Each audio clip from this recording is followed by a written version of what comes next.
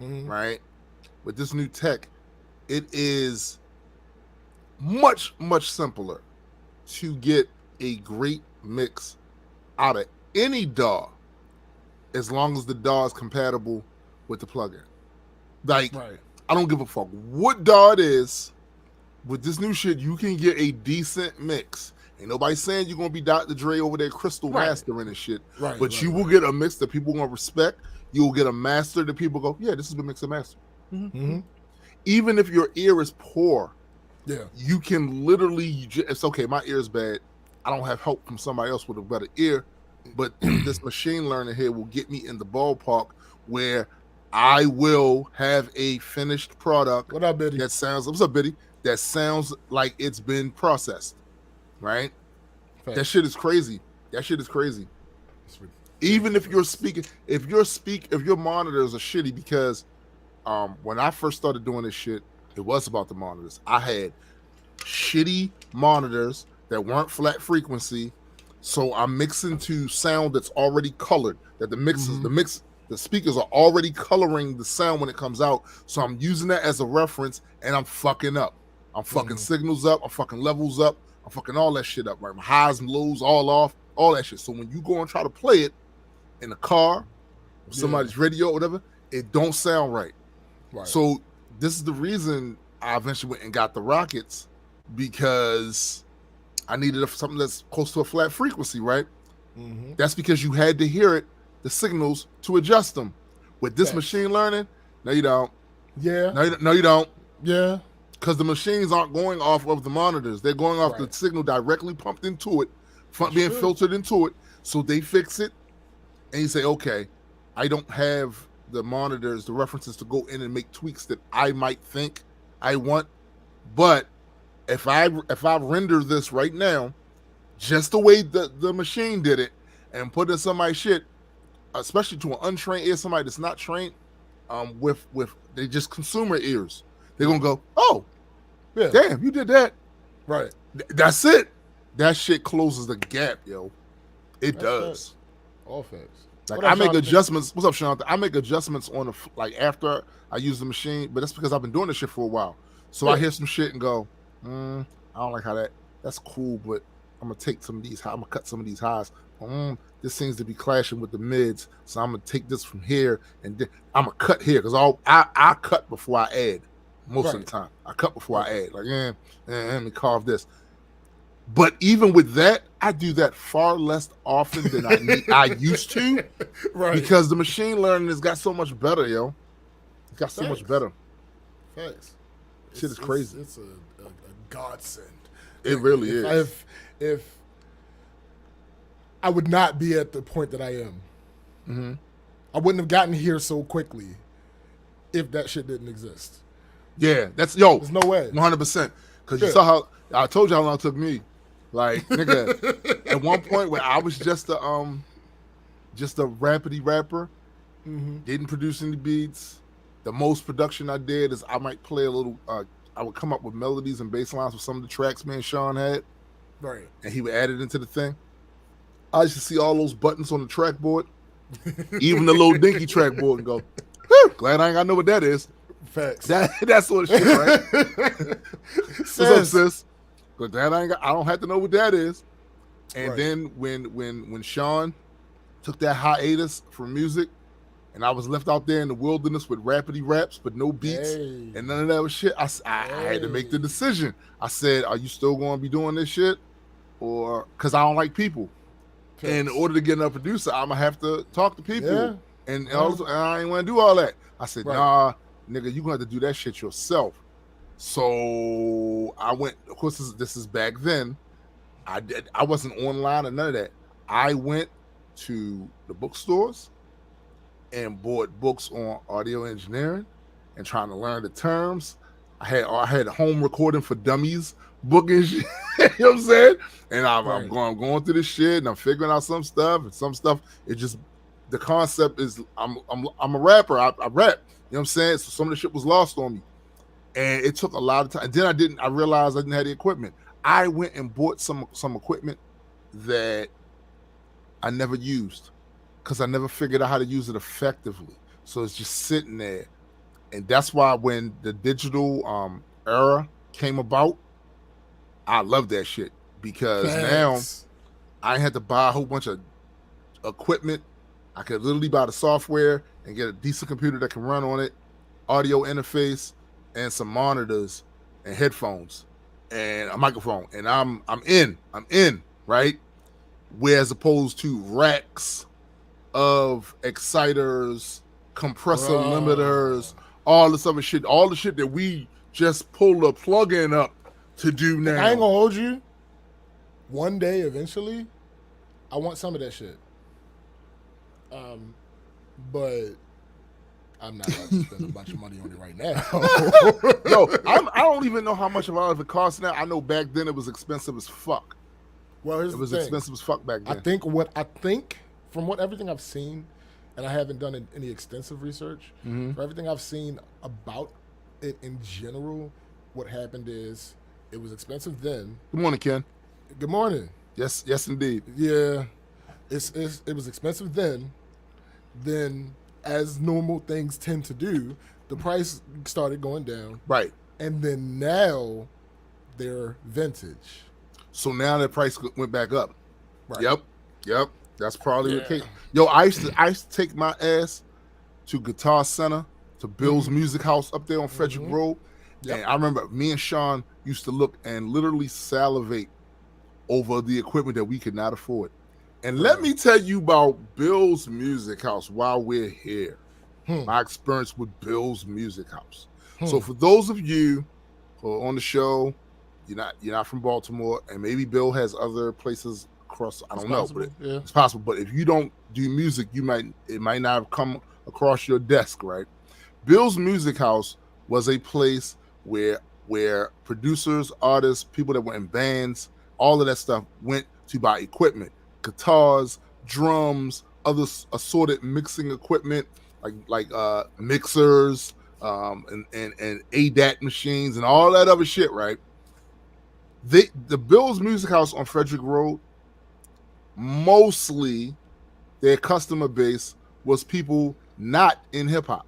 Yep. Because at the time there wasn't this huge local scene of hip hop artists that were recording, right? They would write their little rapidy raps, somebody a beatbox, you know what I'm saying? That sort of shit. But it wasn't a huge community that had like disposable income to just walk inside one of these music stores and buy stuff, right? Yeah. So me and Sean, way more prohibitive back then. Way more. As a matter of fact,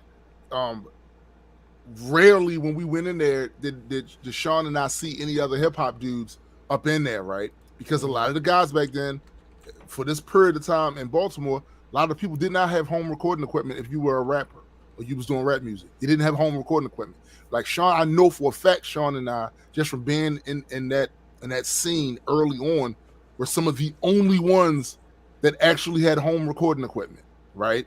So we would walk in there, and the salesman would ignore us. They would see us come in and go, "Oh, black guys with hip hop clothing on." Yeah, it's not like that's real music. That sort of shit. So, meanwhile, most of the time we would go in there to stay any length of time because we had money to spend on some shit. Thanks. They would let these rock artists, country artists, whatever they was on folk stuff, whatever they were doing, come up in there and waste their time. They would grab the guitars and play a little something. The salesman, as you can see, yes, I do, Marissa. Yes, I do. But they would do all of this. Yes, I remember that shit. But we would come in with an ass pocket full of money to spend on some shit and could barely find a salesperson to come over there because these motherfuckers over there watching somebody who ain't gonna buy shit doing a little thing on the guitar or some shit, and they really not gonna buy that shit. We used to have to chase them down, and then they would act all a butthurt because we pulled them away from the motherfucker that ain't gonna buy shit. Look, we try and buy trackboard, we try and get this, we try and get that, because they didn't have a respect for the genre of music that we were doing. Facts. They didn't have respect for it. And it's funny that now in 2022, oh, how the worm has turned, where hip hop is the most streamed genre on the planet right now. And that might change. I hear rumblings about house music making a comeback. We'll see. I don't know. Don't really care for it as much as hip hop. I've heard some stuff that, oh, okay, I fuck with that. But that was early on in the thing, you know what I'm saying? We'll see how that goes. But it's funny how now you go into Guitar City. Oh, they got whole sections that is dedicated. Oh, yeah, for rap. Oh, yeah, you do rap? Yeah, Curtis section here. We got this. But back in the day, nah, B, they had zero respect for our artistry, zero respect for what we was doing, our form of expression, zero respect for it. And it seemed like they were being put upon to even service us. Oh, yeah. You know what I'm saying? So the funny thing is, sometimes the things that we see on TV are, I don't want to say cliche because I hate that cliche gets such a bad rap. But I'm going to use the word cliche. Right. I'm going to use it because I can't think of a better word at the time. And like not realistic. So that's how I'll do this. Yeah. Cliche and not realistic. Right. But sometimes shit works. Yeah. So you know how I used to always get around that shit? How? In Guitar Center, I would go sit at the keyboard. Stop playing. And start playing. Yo, that makes all the sense in the world. And somebody would come over. Of course. That makes all the sense in the world. You go in there because, the rap has always been, when I was coming up, it was, oh, you don't play instruments. So, because their concept of what an instrument was is dated. Right. It was dated. It wasn't up to date. I've said it once. I said it a million times. If I can make music with it, it's an instrument. Fuck out of here. Because the fact is, the first instrument was the human voice. Yep. That's first. After that came the drum. Now, imagine if they just stayed with the human voice, and that means the drum, that's not a real instrument. Fuck out of here. Fuck out of here. You know what I'm saying? So, yes, my computer is an entertainment center. It's a whole nother room in my house with some of the stuff. A lot of my favorite things are in there, and it's also an instrument. Make music with it. Fuck out of here. That's a fact. Without question. But I will never forget how many times Sean Black then cursed out a salesman at Bill's Music. Yo, I will never forget. Like, yo, motherfucker. And the way Sean would talk to them, is the way some horty-torty wealthy person in a boutique. But I felt them. Like, yo, I got money to spend. You work here, salesman. Yeah. Facts. You ignoring me for? Absolutely. Talk down to that motherfucker. Charge to talk shit. And see, the bad thing about Sean Black talking shit to you, especially when you don't know him, Sean Black, over 6 feet tall, 350 pounds, dreads, look like he might bite your throat out. Yeah, you want what? What? What? You gonna buck what? No, that wasn't. No. We both in there. We both in there, all black on. He got a triple fat goose. You know what I'm saying? I got the black Raiders jacket with the black. What? You ain't gonna do nothing. We looking straight out of Compton out this bitch. Yo. That's funny. But just the way he used to talk to him. And I know we used to have conversations with other rappers that were just getting into that space of getting the home recording stuff, right?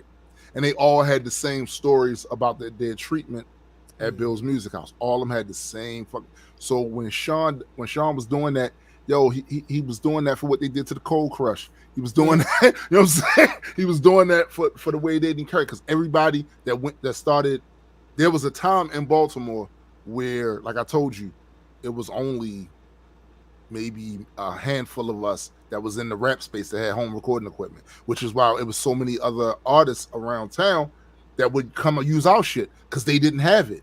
They ain't have it, and they didn't know how to navigate around that shit. You know what I'm saying? Right. But when they finally, there's so many motherfuckers Sean put on, yo, to that, and what they get and what they could use. What's up, Cindy? It's so many of them that now, of course, these grown ass men, they probably got these big professional studios or whatever they doing. But it's so many people Sean put onto that shit, and they went into Bill's Music House and they had the exact same fucking experience. Mm-hmm. But I ain't gonna say it was another. It wasn't Guitar City. It was another place that had opened up on Route 40, right? Across the street. Right across the way from Mr. G's. What diner is that, yo? It's a diner, Double T Diner. It was one all the way up there. All the way up there, yeah. It was one that was right behind there, right? And they didn't have that same mentality. This company was, formed after a lot of those other music stores and whatever. So they were formed during the time where hip hop is a thing. Mm-hmm. You ain't had that experience. You went in there, salesman hopped to, took you to the spot you need to go to, blah, blah, blah, this, that, and third. No fuss, no muss. I wanted to get a job up there at one time. You know what I'm saying? Like, no, this the shit. This where I need to be working at right here. You know what I'm saying? Like, they wound up going out of business. Like eventually they went out of business. Yeah, I was about to say, yeah, that's great. No, that's what I'm thinking the whole time that you were talking. Mm-hmm. I was like, yeah, that's great. But yeah, they're not. What's up, McKenna? They're not there no more. Hey, I was like, they're not there no more. Yeah, I remember when they went out of business. It was a sad day in Whoville, yo. When the motherfuckers went out of business, I was sitting there going, but why though? Right. Thanks. Probably awareness. I would have to. It was awareness. Yeah. And then they were, like I said, most of the people that listen to this aren't from Baltimore, right? But where it was located was outside of the city. Yeah. You know what I'm saying? So, like, I knew about it because that was our old stomping grounds. Me, Marlon, my brother Lawrence, my brother Pelix. Like, yo, these were our stomping grounds. Because when we was younger, unlike a lot of these kids around the neighborhood, we would go out there to bust moves, right? To get money. So I don't give a fuck what it was. If we was out there either cutting people's grass, or it was around fall time, we getting their leaves and shit up to get money. Right. We carrying bags at the grocery store for people, standing outside there waiting. Yo, can I put your bag in? Can I put your bag in the car? Blah blah blah. We was hustling to get money and other things, right? Of course, and other things. But this is what we went at because this is where the people had money at that time. People had money out there. In our neighborhood, people had no money. Out there, people had money. So that was our stomping grounds. We was very familiar with it. So we was always out there. And that's when we saw, like, oh, really? Okay. Bam. We on it. But a lot of the other inner city artists didn't know anything about that area at that time. They didn't know nothing about that. So they couldn't. It was location, yo. If they opened that shit up in the city, right? Holy, they got broke off. They got broke off because, like I said, there was a lot of artists at that period of time when that came about that was really starting to get into the home recording thing and was like, yo, these studios are expensive, so they're going to go to the big studio eventually, but they needed a pre-production studio in their house to get their ideas down and record it in the house. So that when they go to the studio, save fucking time. Yeah, yo, because basically most of those big studios, or professional studios, I should say, those professional studios, there was a minimum. You had to book at least 4 hours, and a lot of them back then was costing anywhere from the cheapest I've seen at that time was like 25, and the midway was 50, and then there was ones like Elysium. Elysium charged you $100 an hour. In there, so that shit is expensive, and you want the high quality sound because all these artists was trying to shop demos, right? They was trying to shop their demos, so you can't shop your demo to no A&R department nowhere, and your shit sounded like Daffy Duck did the shit. Like that ain't working. Funny. That's not working. You know what I'm saying? So what they would do is, like, that's what me and Sean started doing. We did it initially. We got the home recording, but we didn't know everything. Like, Sean knew a lot more about music than I did. about how the creation process of it, and even the industry part of it. But one thing we didn't realize, so I remember we recorded our first song, and we played it in Sean God Brothers' car. And that shit sound like it was done on some Hasbro toys or some shit like that. Wow. Yo, it sound like Mattel, like this Beats by Mattel and shit. Like that shit did not. But in the house, Beats by Mattel. Yes, yo. Yes, yo. Yes, it sounded. It wasn't right. So, basically, what we did is I had to research some more. Like, the reason this don't sound right is because the home equipment does not kick out 44 hertz, megahertz of sound. It doesn't. And these big studios, they do that. We don't have the equipment or the budget to be able to afford equipment that kicks out that kind of sound. So all this is pre-production. This is not the final production out. We can't do it. So our whole thing was to go into these bigger, more professional studios to get that 44.1 megahertz of sound coming out. So it matched up with what you heard on the radio. It matched up with what you heard on the CDs or the cassette tapes you was buying, right? That was the whole thing. We didn't have it. Yo, nigga, the moment a moment of epiphany is when I saw software that was doing that. I went, what? And then a light went on in my head. I said, I need to get a computer. That's literally the only reason I got a computer. Where Palm at? What, at that time? Or now? No, now? He's coming. He's gonna be in here. You know he's gonna be in here with his ass self. But yo, that's you need to get the computer. Stop playing. Facts. That's literally the only reason I got a computer. Matter of fact, Palm had a computer before me. That the only reason I got a computer wasn't to get online where I could talk to these fucking mental midgets. It wasn't none of that shit. It was, I'm gonna make beats and my beats on here. Because before I had the standard home recording shit. You know what I'm saying? I had the digital track board and all that other shit. But I said, nah, right here. And I immediately noticed the difference. Immediately noticed the difference. And the fact that I could get that type of power behind the sound from my house, that was a big deal. Instead of going to some fucking studio, that was a big deal. You know what I'm saying? It was. So, yeah, I'm all on board. The only reason I even decided to go online, because I gave no fucks about none of this internet shit. I didn't care. The only reason why I decided to go online is when I was told by other people that was already online, yo, it's a lot of resources on there. So what you talking about? Yo, there's other rappers, other producers, other this, that, and the third. And who knows, you can get a following on there or some shit like that. I was like, really?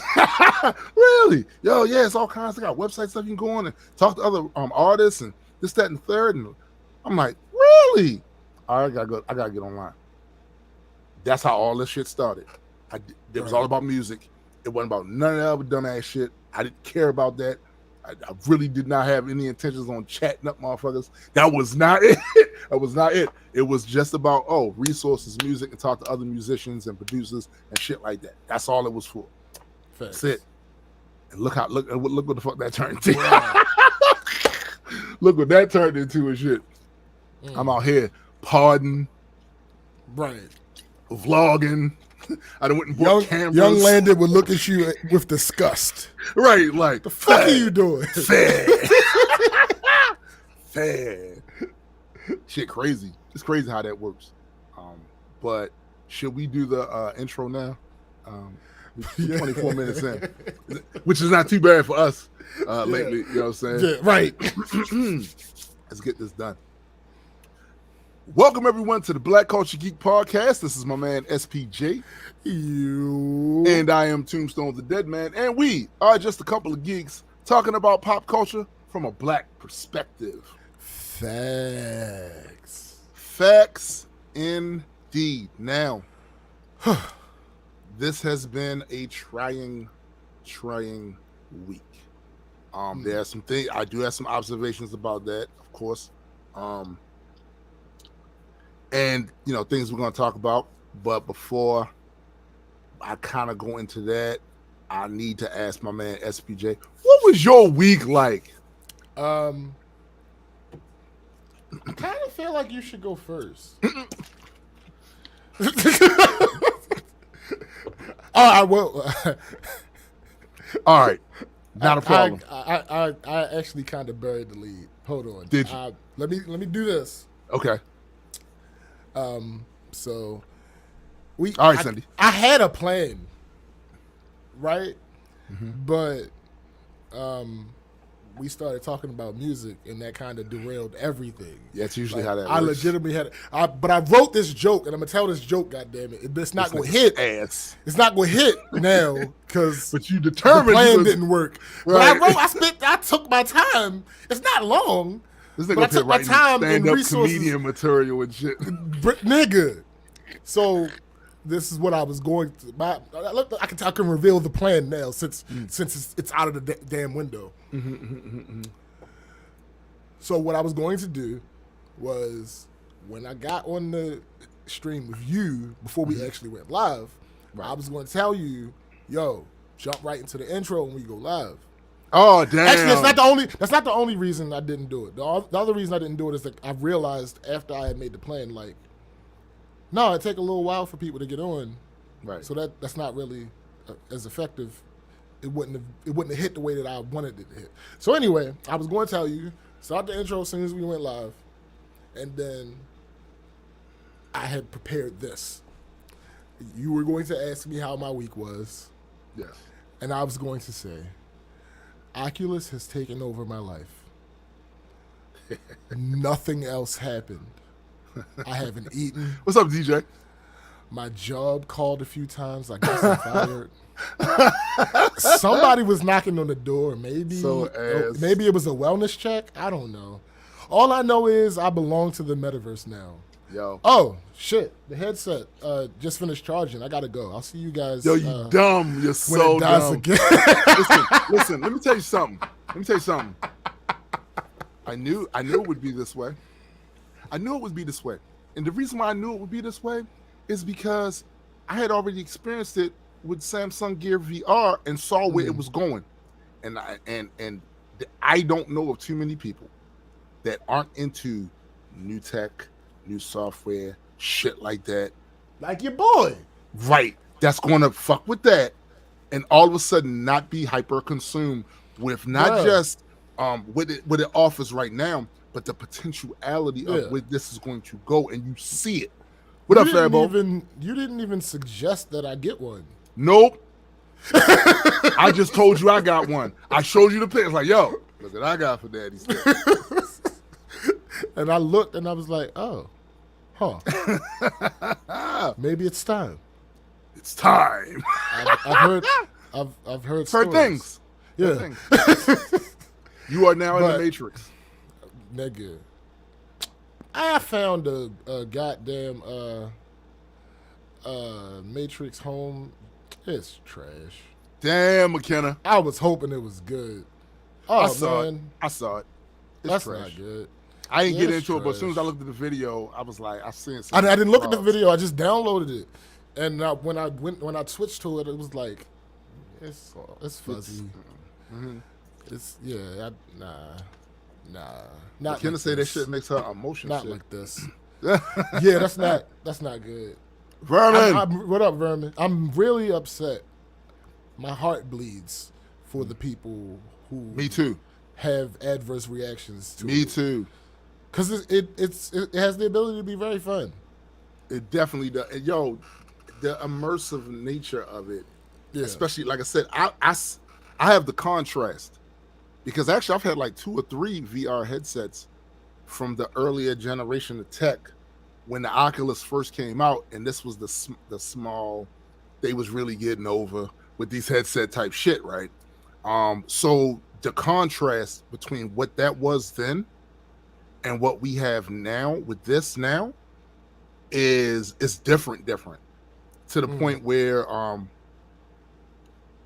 I suspect, unless something super crazy takes place in the negative, the next 10 years are going to be crazy with VR.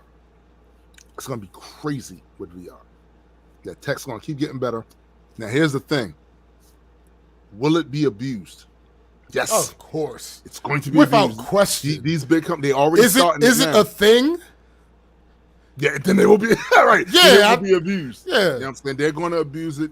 They're going to monetize the fuck. They already started, because when I jumped on, most of the experiences on there was free because they was trying them out. They was trying to see whether or not it worked for people. Now going there, some of those, they got some of the same things, more fleshed out, more detailed, but it's the same thing that costs money to do now. But I'll tell you something that doesn't cost money to do, Google Earth. I told Graydon, I said, yo, get that. He had his for 6 months. Hadn't done anything on it but the poker thing for real. I said, yo, go install that Google Earth VR. I don't know why it's not. It's cool on, don't get me wrong, it's cool on your regular computer. It's dope. Very useful. I don't know why it's so much better in VR. Why they put their foot in that shit in VR the way they did. But yo, that can keep me occupied for about an hour at least at a time.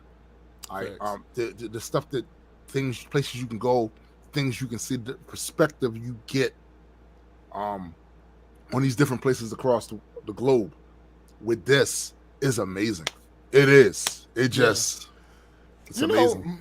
My favorite thing, and it's hard to say my favorite thing because it's so much that I like. Yeah, so much. But my favorite thing is virtual reality ports of games that you've already exist. played. And I know y'all thought I was about to say something else, but yeah, No Man's Sky. Listen, just the control scheme. Matter of fact, I recorded a video. Did you? Where's the video? Yo, I was gonna play one too, but I can't find it. Where's the video? Where's the video? It's on. Because I wanted to show them my Sanctum Sanctorum. I'll be right back. Let me go get the quest. Word. Like I don't know how many of you guys even attended on getting one of the headsets. It doesn't have to be Oculus. It could be Vive or one of the other ones. But my only misgivings about it is that fucker nerd is bringing that to us. So it's going to be, his usual fare of fuckery attached to it. And it's going to, as he gets his fingers more entangled with it, you're going to see more of it, and it's going to annoy me. I already know. My other misgiving with it is, they have got to consolidate some of these menus, man. Like the menu thing is, I'm bugging. It's hard for me to. Yo, you don't have the controllers. I got you right here. There's some controls right here. You can use these. I got them right here. But now, like, the menus, it's ass. It's ass. It's too many of them, and a lot of times I forget. All right, how do I find this again? Because now that I'm in this particular app, the menus is trash. Ken says, I still use PS3. Let me put this on the screen. I still use PS3 because the move handles and disc golf. The newer consoles don't have the disc golf game or replacement. I feel you. There are some consoles that I had in the past that I wish I still had, just so I could go back and play some of those games or whatever. But you might have to get an emulator or something. But then it probably wouldn't be compatible with the move things. But these right here, they're pretty dope. They don't necessarily look intuitive. Not necessarily, but they are. The way they have them ingrained with the headset, have them kind of attached in that, like, it feels natural. It feels very natural. And they did a lot of things with it, like allowing you to, even when you got the headsets on, when you activate the controllers, you can see them even with the thing on there. They're right there. And even if you don't have them in your hand and they're sitting there on the table or whatever, like, you can see them throughout all of the other stuff you might be looking at in your VR experience. You can find your controllers. I thought that was dope. I didn't go on there yesterday, but every other day before yesterday, I was on there for at least a couple of hours saying how to do certain things, what the limitations were, all of that. And there's still some things about it that I'm fucking up with, right? But my wife uses it. Would you say, McKenna, you guys need a man cabinet with thousands of old? Yo, facts, facts, facts. See, the thing is, right? It's not really a whole bunch of old games that I want to play because I'm very much into like the progression of it. I've tried to play a lot of the old games that I used to think was super fun, but they're so dated that it didn't keep my attention. But there are a couple. There are a couple that I absolutely would play. Oh, Jonathan, you got that dumb shits was expensive back then, wasn't it? The original HTC Vive, they were expensive as hell back then. But I believe the tech, at least at that time, the Vive was better than the Oculus of that time. You know what I'm saying? At least from things that I had read about it. It was just the price point. I couldn't justify me spending that at that time. But the price has gone down now. The other thing about it is they're lighter. Like the Oculus Quest 2 is lighter. So it's less cumbersome on your head for long periods of time. And that's important for me because I have to wear my glasses with it. So that's added weight if the headset was too heavy. Extension thingy? What, the cord? Nah, for the glasses part. There's a little that came with it. Actually, there is one that comes with it. Okay. Yeah, it's one that comes with it. Use it? I haven't had to, but I might now that you mentioned it, because it's still in the box. But I don't use it, and it was working out fine for me, so I didn't think to Right. But it's in the box over there. I might go over there and fuck with it and see how if it even improves the comfort level even more. Then I'll definitely use that shit. Because if it allows me to stay on there longer, I'll do it. Listen, I told y'all when I watched Ready Player One, I said I want that experience. I have it now, and I'm going to watch it on the fucking. You need to watch it. Yo. You need I have it in 3D, so I'm going to watch it on the. Yo, that's crazy. It's already crazy on 2D film, like in the projector screen. That's gonna be nuts. All right, that's gonna be nuts. I gotta find what it's. Hold on. Is. All right, but yeah, it's obviously I was exaggerating. I'm not as addicted as I made it seem, but it has been very fun. Luckily am in that percentage of people that don't really have all the issues physically that some people have. Like some people have motion sickness just by like the looking around.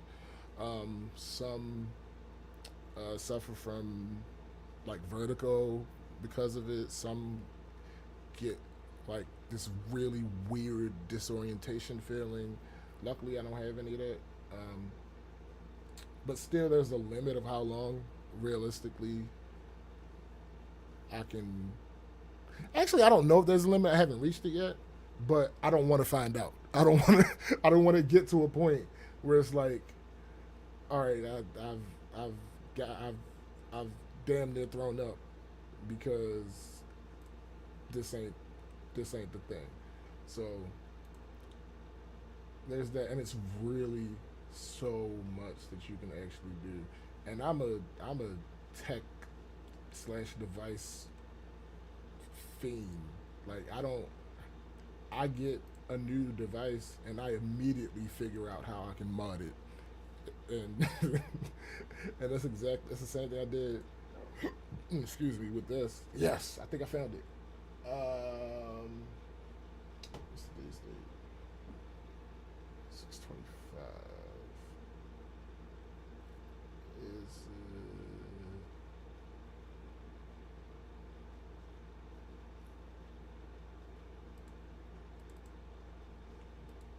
I don't know if I can play it or not. Let me see.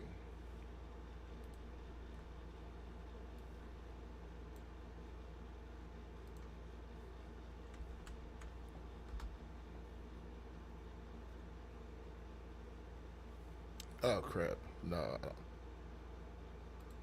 Yeah, I don't know if it's gonna let me flip. I gotta figure out how to get this. Cause I see install stream from your headset to your PC, web browser, currently install apps, running zero test, device settings and tools.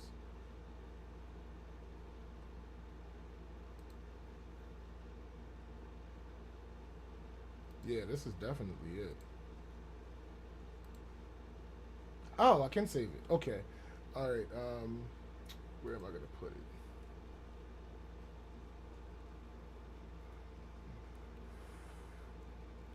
Actually, we can only put it one place right now because I have an Amazon order coming. Actually, no, we can put it somewhere else. We're going to make a new folder here. Did you find it? Video. Yeah, I found it. My man. Video. Speaking of videos, Cindy showed me this video yesterday of the storm and shit that took place down there where she live at. Yo, it was trash, yo. Like, the way that went, that shit was trash. McKenna, that is one of my next actual conquests. I'm going because I found a Virtual Boy emulator. Wow. I'm going to now actively search for other. Yo, my wife was playing that Beat Saber thing too, and after watching her play it, I see is that what you were talking about? It's crazy. Yo, the amount of movement. I told you it's a full workout, my guy. Yeah. Now see, this is something I think my wife really liked. She getting behind that one because she was on it like twice yesterday. Mm-hmm. All right, so here we go. About to share this video.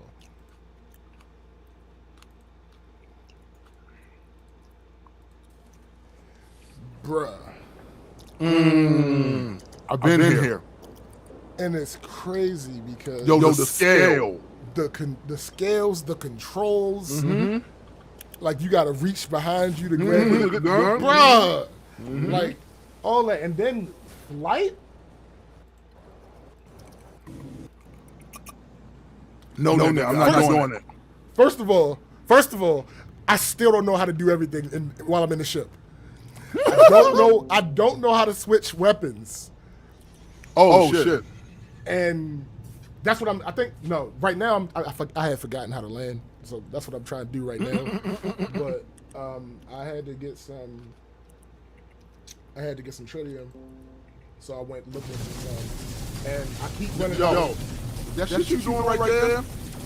Looking at my hands on controllers. I'm not doing that. Why not? I tried it. Yo, it's hard. I instantly get motion sick. Oh, god damn it. The way that shit. But when I got the controller, I'm good. Gucci. Yeah, like trying to figure out how to switch weapons was really my biggest issue. That's why you see all this other shit happening, because I'm trying to figure out, like, yo, how do I switch weapons? I have other weapons on my ship, and it keeps overheating. I need to switch because I need to get tritium. But anyway, right. It's a whole thing. You have an echo, my guy. Why do you have an echo? That's what the I do hear it. I hear it too. You burped, but I ain't do nothing. You burped it. The echo was only here once that started playing, and now it's gone. Yeah, exactly. Shut up. All right. But yeah, go ahead with your week. I have hijacked the situation. Nah, that was good. So I'm just gonna go into it. Let's normalize the idea that people have sex for more than just procreation. Bruh. Say it with me. Everybody say it with me. Bruh. People have sex for other reasons other than procreation. I personally have never procreated. Yeah. And I still enjoy the sex. And this is not new. No. This is not new. Since been pimping. Since been pimping. Actually, yeah, because right. Yeah. Like, so this concept that you're penalizing people, you're attempting to penalize people for having sex, and then because none of us are perfect, mistakes are made, pull-out game might be weak. Maybe somebody made. Hey, that's on you, my guy. Shut up.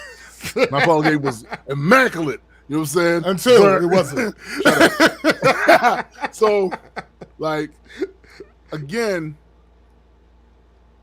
penalizing people for having sex. It's so funny because a lot of it's coming from some of the most ineligible for sex motherfuckers on the face of the planet, right?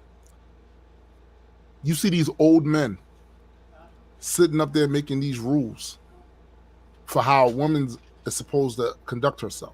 And let's talk about one of the main issues I saw the other day about after the Supreme Court did this. Right outside the Supreme Court's building, there was this one woman out there, young girl out there, said she's against abortion because she had a cousin who had an abortion and she regretted it to this day.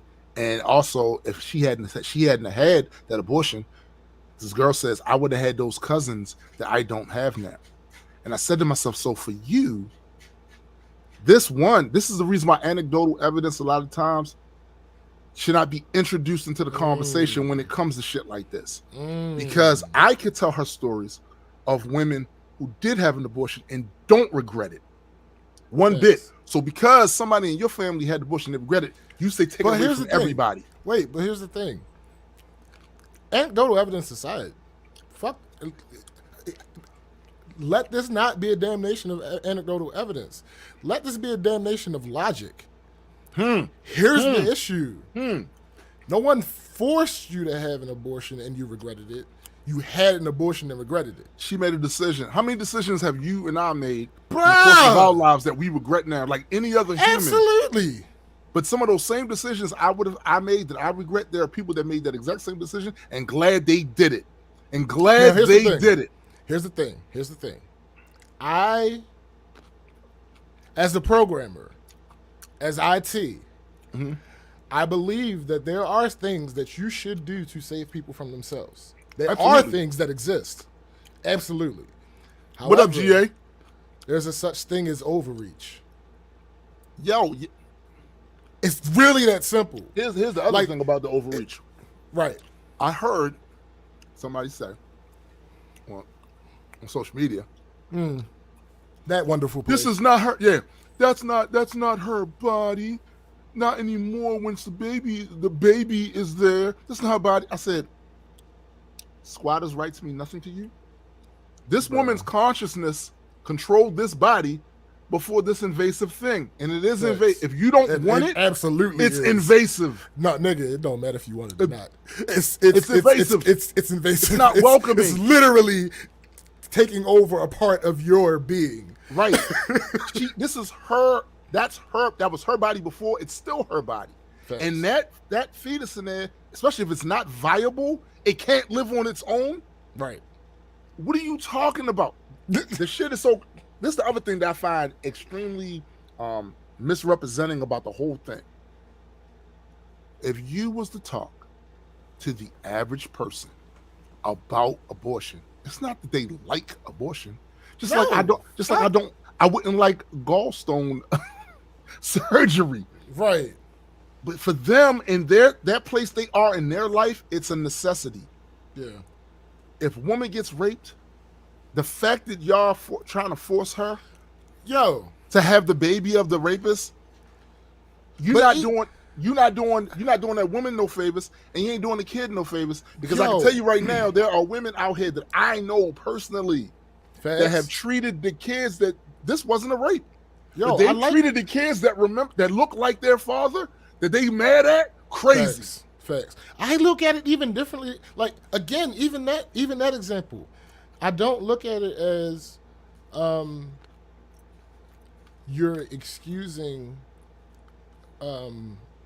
rape babies or anything like that. I look at it as you're effectively saying people don't get raped.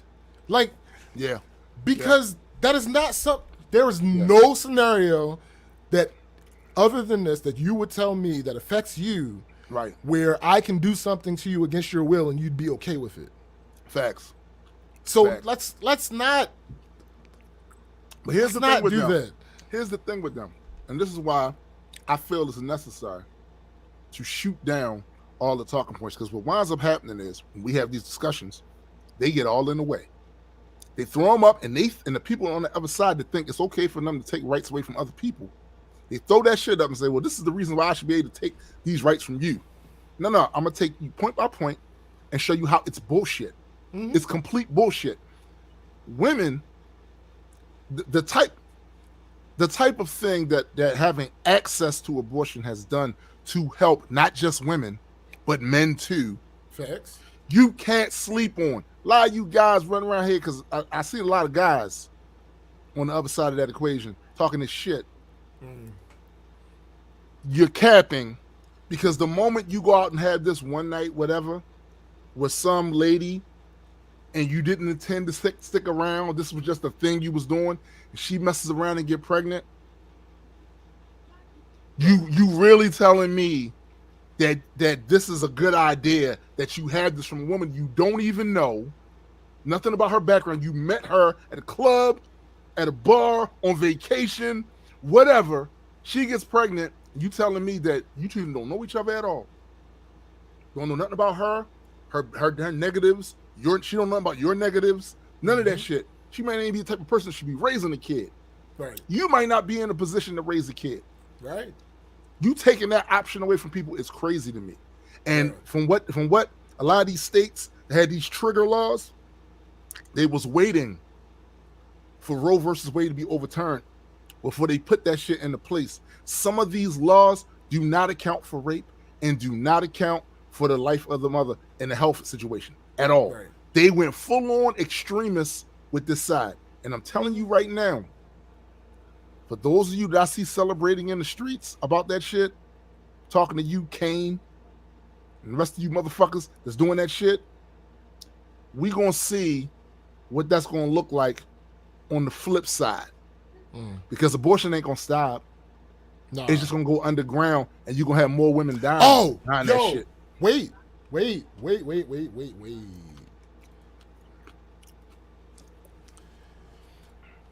So, oh crap, I gotta read the tweet first.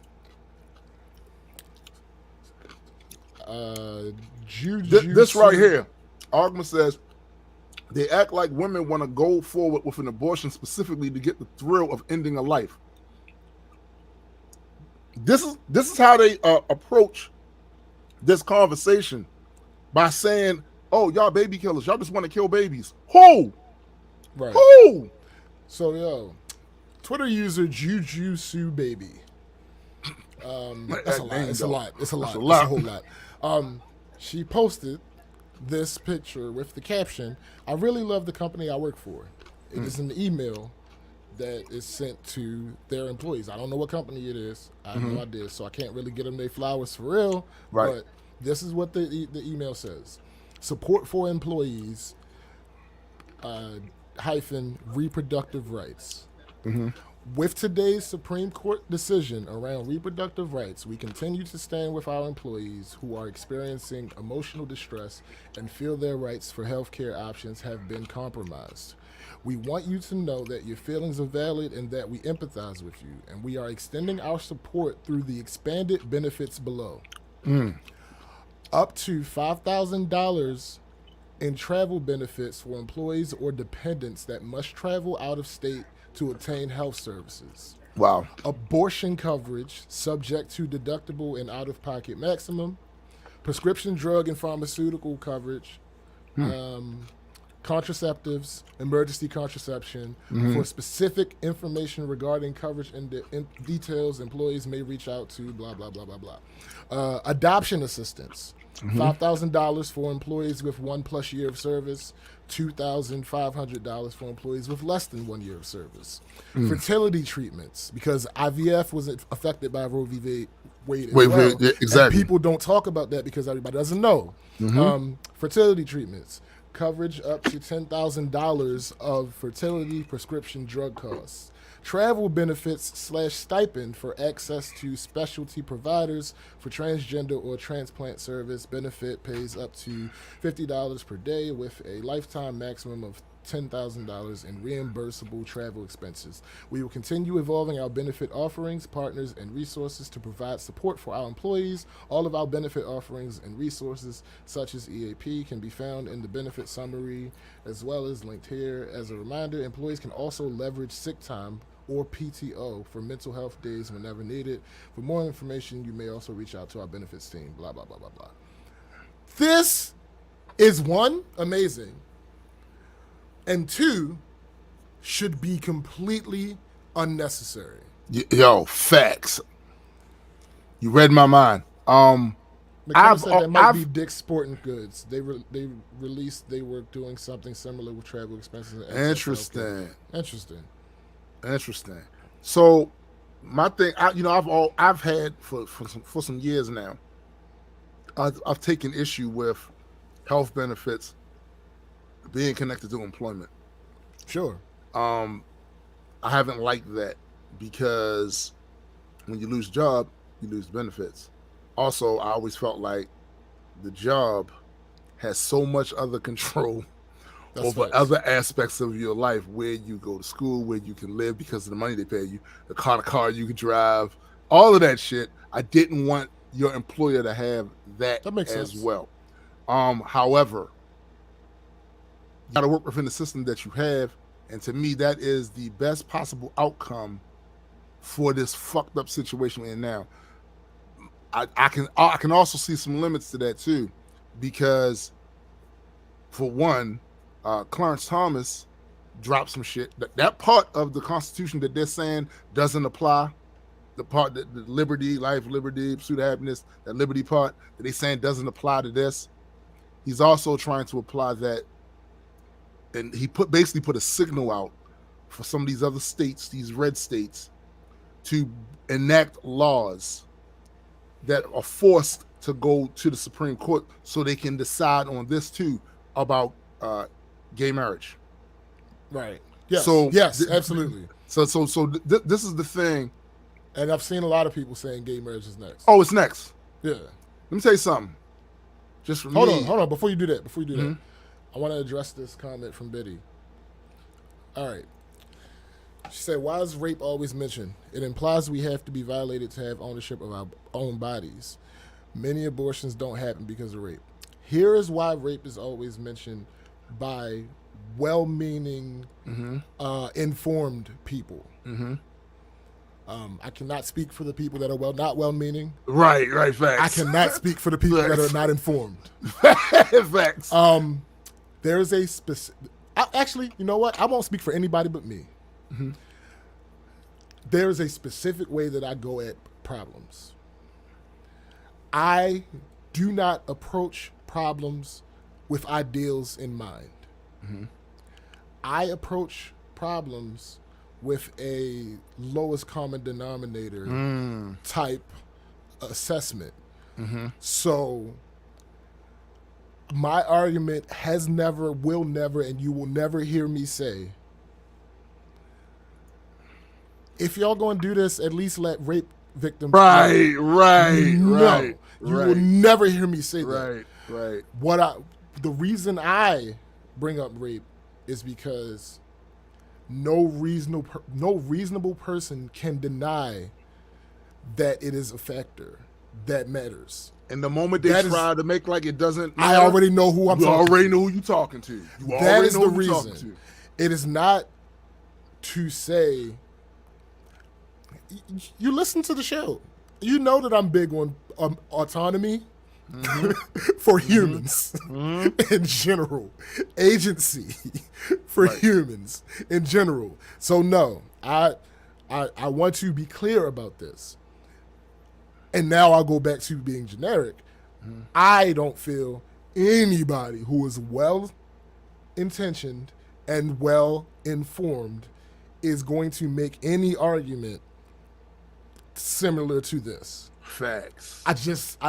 They not. If you hear them make this, put them in a specific category. Yeah, is the point that I'm making. Because anybody that would deny that that's a thing and say that it doesn't matter, you already know what you're dealing with.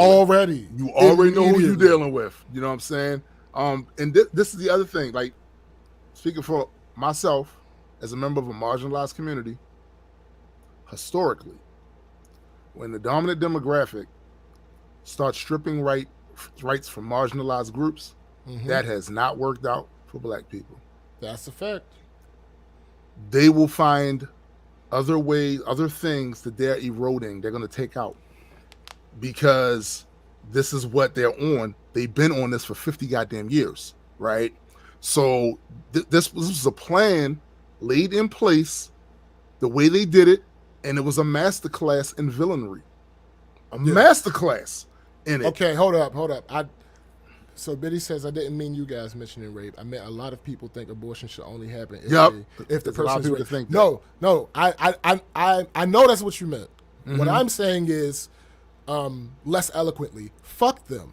Yeah, for real. That's my point. My point is, fuck them. You should not be having a conversation on this topic with that person. Yeah, is what I'm saying. Like, because that person is a bad actor. Right. That person's a bad actor. Yes, 1,000%. Anybody that would say that, they're bad actors. Yes. And because there are several reasons, chief among them, not chief. I don't see. Here's the thing. Now I might be wrong about this. I don't weigh justifications. A justification is a justification. Listen, if a woman says, "I don't if she want just to doesn't be a want, mother right that's now," it. That's good enough. That's enough. Like, that's good enough. Yeah. So if it's a financial thing, if it's a mental capacity I'm too thing, young to be a mom. Right. Whatever it is. Whatever it is. If it's simply, I don't think I will. Yeah, right. Hey. Right. The ability for someone to be able to say, no, I don't think I will, and then don't. That's it. But mind you, some of these same people that's doing this are the ones constantly running their fucking holes about freedom from from state influence. So now they willing to let the state. This is why all that shit's capped, yo. This is why all of it's capped. There's a song on the Insurrection Day EP they made SBJ drop where I talk about the fact, I mentioned in there that when they go on and on about these lofty ideals, but you see their behavior, right? You know it's capped. The people that ran around, and specifically in the song, the people that ran around talking that Blue Lives Matter shit were some of the same people out there beating cops over the head with flags and shit like that. And to be clear, that is one of the reasons why I don't approach problems from the idealistic perspective. Right. Because so many of my quote-unquote enemies do that. I don't want to be associated with them in any way.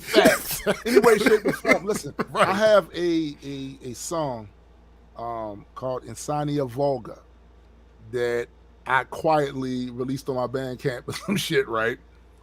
I used a sample in there from this quote, and I forget who actually gave the quote, but it basically said, show me your garden and I'll show you who you are. All that ideological bullshit that be coming out of people's mouths about this is my stated beliefs and my worldview, I don't want to hear none of that. I'm going to look at your actions. I'm going to look at the shit you're doing, because you can say you believe in this. You can say you believe in that, but your behavior is the only thing that actually matters in real time. How you respond to shit and how you act and treat other people. So the reality is, they can talk all that shit they want about how the government shouldn't have control over people's lives. They use that a lot. They used that with the face mask during the lockdown. They said they said, so imagine that. The state can't mandate that you put a mask on your face to stop spreading your cooties all over the place, but the state can mandate that a woman has to carry a child. That's absurd. Facts. That's absolutely absurd. Y'all don't. These people don't actually believe in freedom. Not in the way they try to kick it to you and me when they having conversations about things that they feel is important to them. I don't want the government I don't want government to regulate guns. Don't regulate guns. But you gonna regulate a woman's body. That shit's crazy. The concept of that is crazy. I do have a question. What are the consequences? I know it's state by state, but like, give me an example of a state. Like, what are their consequences for? All right, so some of the trigger laws that they put in place for the moment Roe versus Wade gets overturned is that this state will outright ban abortions. Period. Outright ban abortions. Period. When you look at the map of the states that did it, it's actually quite a few states, and they have varying degrees of banning, right? Various degrees of banning that shit. So then what winds up happening is, so there are other states, if they go off of this, there are other states that won't ban it. They won't ban it. So in order for women that live in states where it's banned would then have to have the expense of traveling to another state. Yo, but didn't Texas or Oklahoma ban traveling to get one as well? That's some shit like that. That's one of the reasons it might wound up to the Supreme Court. Okay, and they did this purposely because they knew that was going to trigger that, and they knew that court, with the court's current makeup, was more than likely going to. Yo, all of this was part of the plan. All of this was part. This was a Lex Luthor, Dr. Doomish. All this was part of that. All of it was part of that, yo, and they did it. And here's why I put the attention on moderate Dems. See, because I don't give a fuck about none of them parties for real. I'm concerned about what's good for my community. Facts. So if you got some plans that sound like they might work, all right. I still don't trust you though, because I know you want some bullshit. You moderate Dems. All this talk about unification, unity with these motherfuckers, all this talk that Biden did before he got into office about, oh no, we need to try to get along. No, you're not playing the same game they're playing. Yeah, I don't have any desire to get along with people that I don't get along with. I'm an adult. I made that, like, I made the decision to not get along with them. Yes. Like, this isn't some involuntary thing. No. I have people in my life who I disagree with. And I don't have to be, and that's the other thing, I don't have to be friends with the reason for the government, the stated reason for the government why they do things is to keep it from becoming a war over ideas. So we have this way to deliberate in order to create the laws that affect the country. To keep it from getting like this and like this, we do that. That does not mean I have to be friends with these motherfuckers. And when you see them playing a completely different game than y'all playing. So when they came up and said, yo, time to get rid of the filibuster, oh, heaven forfend, we can't do that. Here's my question, though. How do you not see it? Yo, that's the... How do you not realize... I was just about to get there. Okay. Just about to get there. How long was Biden in the Senate? Bruh. They've been talking that we're going to codify a Roe versus Wade into law all these years, and they haven't done it. They ain't moved 1 inch towards it. This motherfucker voted for the crime bill. That's how long he's been. He's been in there all this time. He ain't the only one. Right. It's a bunch of them. It's a bunch of them that's still up in there all these years when the Republicans first hatched that plot 50-something years ago to get to this point now. They was in there too. And they were being told. They told everybody this is where the bullshit starts, because they called everybody left of Biden an extremist, radical, this, that, and the third. But these same extremist radicals told you, yo, the Republicans ain't playing with your ass. The Republicans ain't playing with your ass. They try and get rid of all of it. And what happened? What did I see on several different shows? Not just about this particular thing, but all these other things too. I saw moderate Dems going, well, I'm not quite as alarmist as my friend alarmist. Really? What that says to me is you're that character in the horror film who, after seeing somebody's head get splattered across the wall, that says, surely there's a reasonable explanation for that. You're that guy. You're that guy. Thanks. Y'all have no credibility. You're useless. You're useless. And the fact, and that fact, now you're doing what you always do. You're saying, oh my goodness, this is the worst thing ever. You got to make sure you keep us in power. And you know, because the way this country is set up, there's Republicans, there's Democrats. This ain't like the UK where there's a whole bunch of different parties, Republican and Democrats. I absolutely abhor the people who make this dumbass argument. Yes, it is a bunch of different parties. No, it's not. Effectively, there are two parties and Democrats. Listen, I don't care about no Green Party, no Tea Party. I don't give a fuck. They don't do anything. No, they are not. This is just my political opinion. Yeah. In order for you to affect change in a country where there are two dominant parties, or really any, it stands to reason in a representative democracy, stands to reason that you would need other people in your party in those positions in Congress. Yep. You would need them in state positions as well. What I typically see from the third parties, they only come out for the presidential election. Right. You have no support for somebody in your party in the Congress at all. You don't have, I don't see y'all in governors or mansions. Mayors, correct me if I'm wrong, because there's a bunch of mayors, so I'm sure you might find one or two, but you don't have the backing. You haven't done the grassroots work in order to get into a position to be powerful. And here's the other thing. The two powerful parties, the ones that actually matter here, they're powerful enough to squash you. So they do, because these are private organizations and they only give a fuck about themselves. That's it. So now they're playing the game again. Midterms is coming up.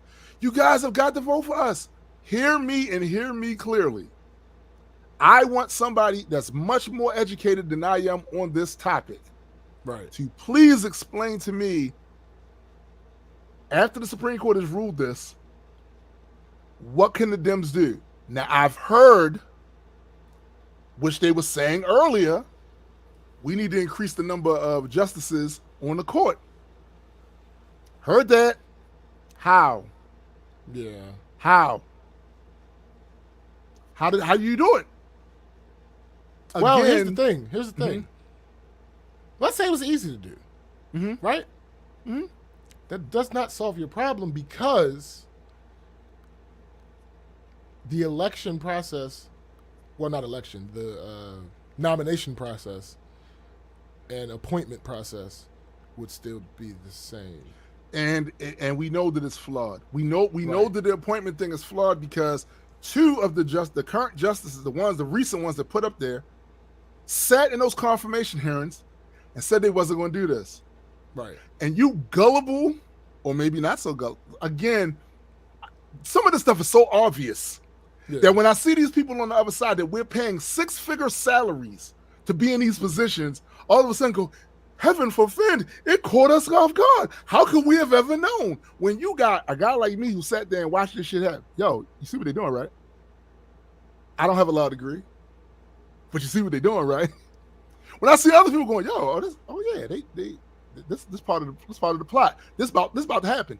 The other thing that's funny about that part, when the leak came out, I saw all the moderates. Yo, calm down, yo. Right. I'm like, what do you mean? You're useless. Exactly, Joe. Susan Collins wasn't gullible. She's complicit. But they feigning surprise, like, oh, well, who would have ever imagined that? Just about everybody who has an imagination. Yeah, pretty much. Anybody that cared to pay attention. Anybody cared to pay attention saw this coming. A smidge of intuition in their mind. Yeah.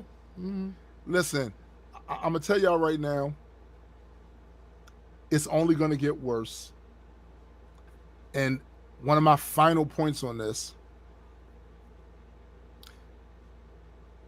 I believe, especially saying shit like this, there's no way in modern times any official that deals with anything that has to do with the life, liberty, and pursuit of happiness of 350 million people should have a lifetime appointment. Facts. That to me is whatever the reason Honestly, for that. I'm less simple than that. I don't believe anybody that's responsible in making policies over any amount of people, it should have a lifetime appointment. Nobody. Like, you should. Nobody.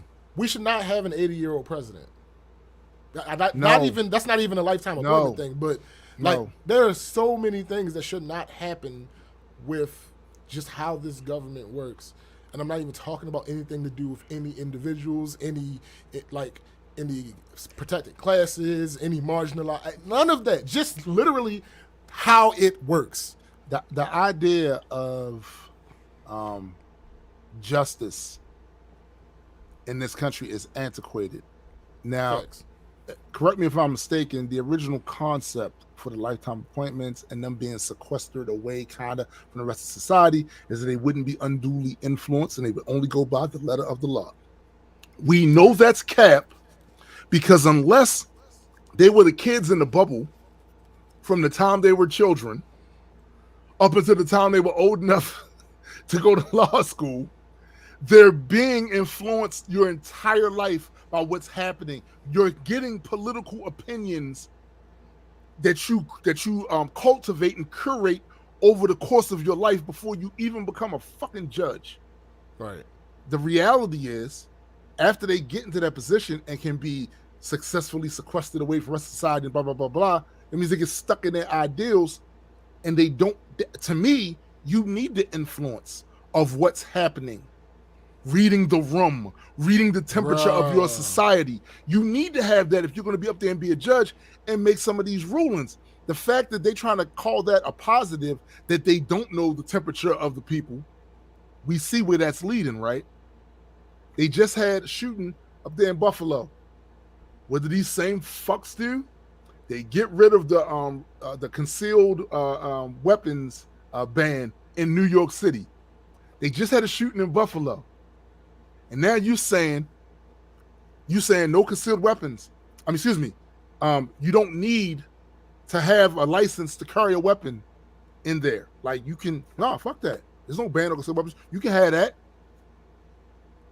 Just personally, that's coming to Maryland too, by the way. Don't think that's not going to come here. That precedent that's set.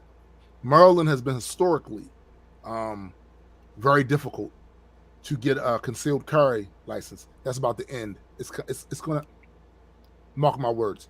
But back to this, like them not being in tune with the rest of the country. Clarence Tom's wife, being as shady as she is and has been over this past presidential election, and yet them having the ability to do shit like this shows why you should be in tune with where society is headed. Where society is headed. So we here now. I don't know how we get out of this, but I'm gonna tell you right now, if you guys think, if you puritanical guys who are sitting there thinking you just got one over on these loose women, if you think this shit don't hurt you, you're bugging. Because it do. It does. It hurts all of us. Women not having autonomy over their own bodies hurts all of us. All of us. It set a precedent. You fuck knuckles. Yeah. 100%. Oh, and that's my week.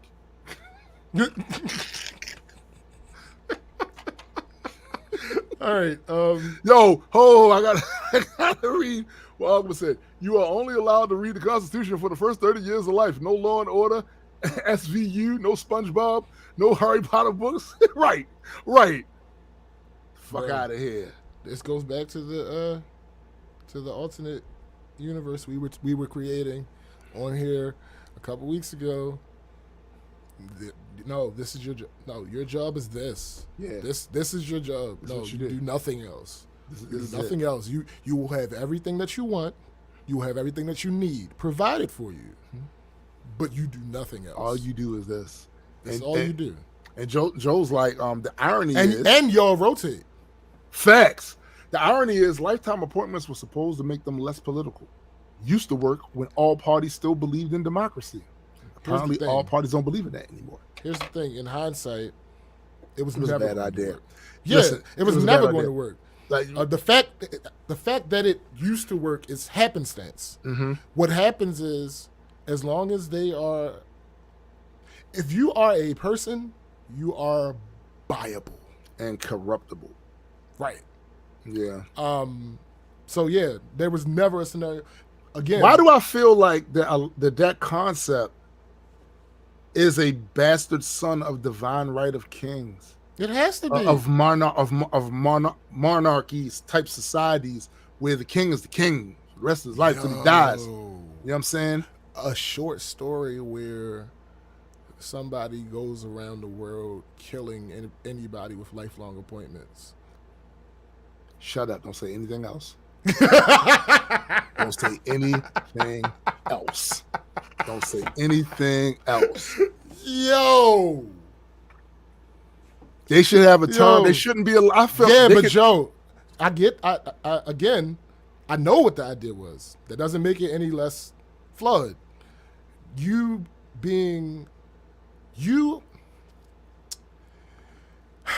not having to worry about election doesn't mean that I can't still give you $5 million to make your life better. No, yeah, not only that too, but also, so there was definitely a way to do that other than a lifetime appointment. Right. Like they don't need to be elected, but they could go through a similar process that they go through now when you talk to them about what their knowledge and all that stuff like that, and then they put in there for a certain amount. They literally have a limit to their term. That's Right. it. You're in That's there for it. this amount of time, and that's it. And then It was you get never your a good idea. ass out. It was It was literally recreating kings. yeah. Like, Yeah. nah. It was monarchy. It was monarchy shit. Like I This said, is it why they happened- get this. It happened to work for a while. Yeah, there's no way in the world a justice like Clarence Thomas should be grinning Bruh. about something he's supposed to be dispassionate about. Right. Law. Oh, it's just the law. We just going by the law. But I see his ass grinning. That is the other point. Thank you, McKenna.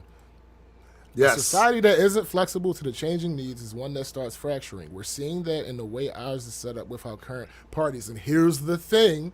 Here's why this, ignoring everything else I said, here's why this is the main reason that lifelong appointments would never work in the long term.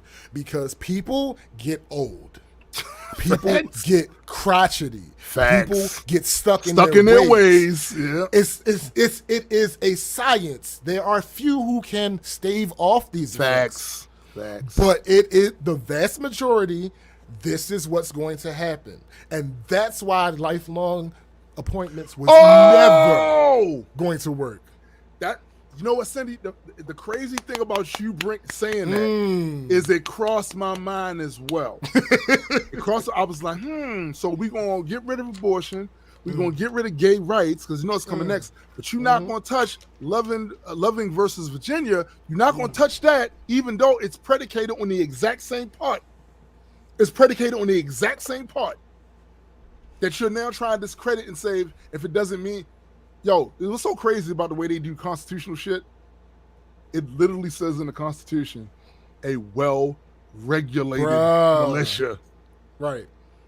And they somehow But the found issue a with way. that is that the words well-regulated are subjective. But the word militia isn't. Right. What's a militia? Absolutely. like we know sentences have words and they come together to form things. Like to form ideas. Like a well-regulated militia. Not Right, a well Joe. not a well-regulated gaggle of geese. Hold on. To be fair, Shout out to my man Addy. to be fair, They got him on lock, so I don't. They clearly must have. They're successful. Right. I'm just saying. But that's not what it says. It doesn't say a well-regulated set of dominoes. It says militia. Where do you see in there something about you being able to have a gun concealed? Where do you see that? Where you see that? And if they're talking about should not, they managed to take shall not infringe and say, according to my understanding of it, and say, oh, that means they can't make laws. But then right there, it says regulated. Well, regulated. Well, it says right there. It's still in the same. It's still in the same. Yo. Printel, what are regulations? I can't with people, yo. Listen. Okay. I can't. So they managed to ring out no laws in a phrase that has the words well regulated in it. They managed to that like I said, that is a masterclass in villainy. A masterclass in narrative building. In taking something that says something completely opposite and making it mean what you needed to mean. Mm-hmm. Mind you, I'm actually good at that, but I only use those powers for good. Those powers for good. Yo, that shit crazy. All right, so hold up. Let me end this one last thing. So again, for all the women out there, I saw a lot of wailing, understandably. Just as I know that this doesn't just affect women. This affects men too. Facts. Y'all motherfuckers bugging if you think it don't. Right. You're bugging. But just on a personal level, the fact that you went and took a right from my daughter, I will never fuck with you. Facts. I will never fuck with you. Ever. Ever. Just to put that out there. Yeah.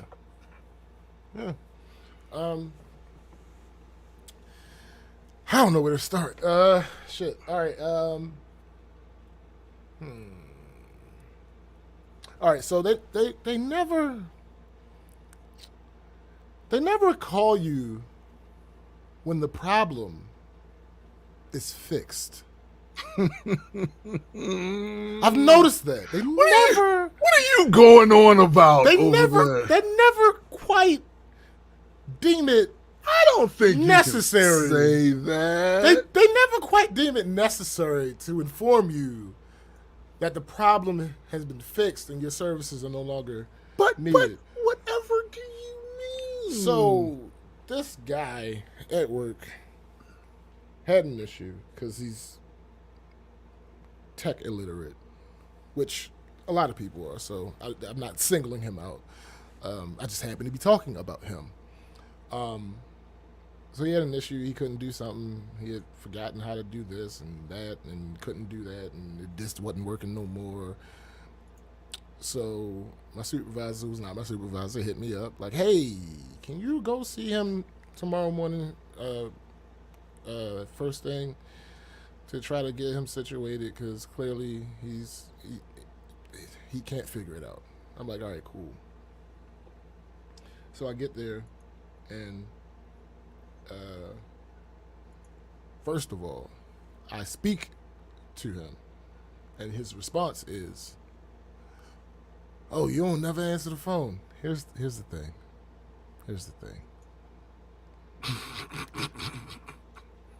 I'm at work. I get paid to answer the phone when it rings. I'm going to answer the phone when it rings. You didn't call me, sir. Mind you, again, I'm like, I don't have. I looked at my cell phone. I don't have a missed call. What are you talking? No, I called you downtown. When did you call me? Oh, it was in the afternoon, sir. You know that I don't be downtown in the afternoons. Why would you call me and expect to get me? That's not. Oh, okay. Well, I had a problem with such and such, but that's working now. Did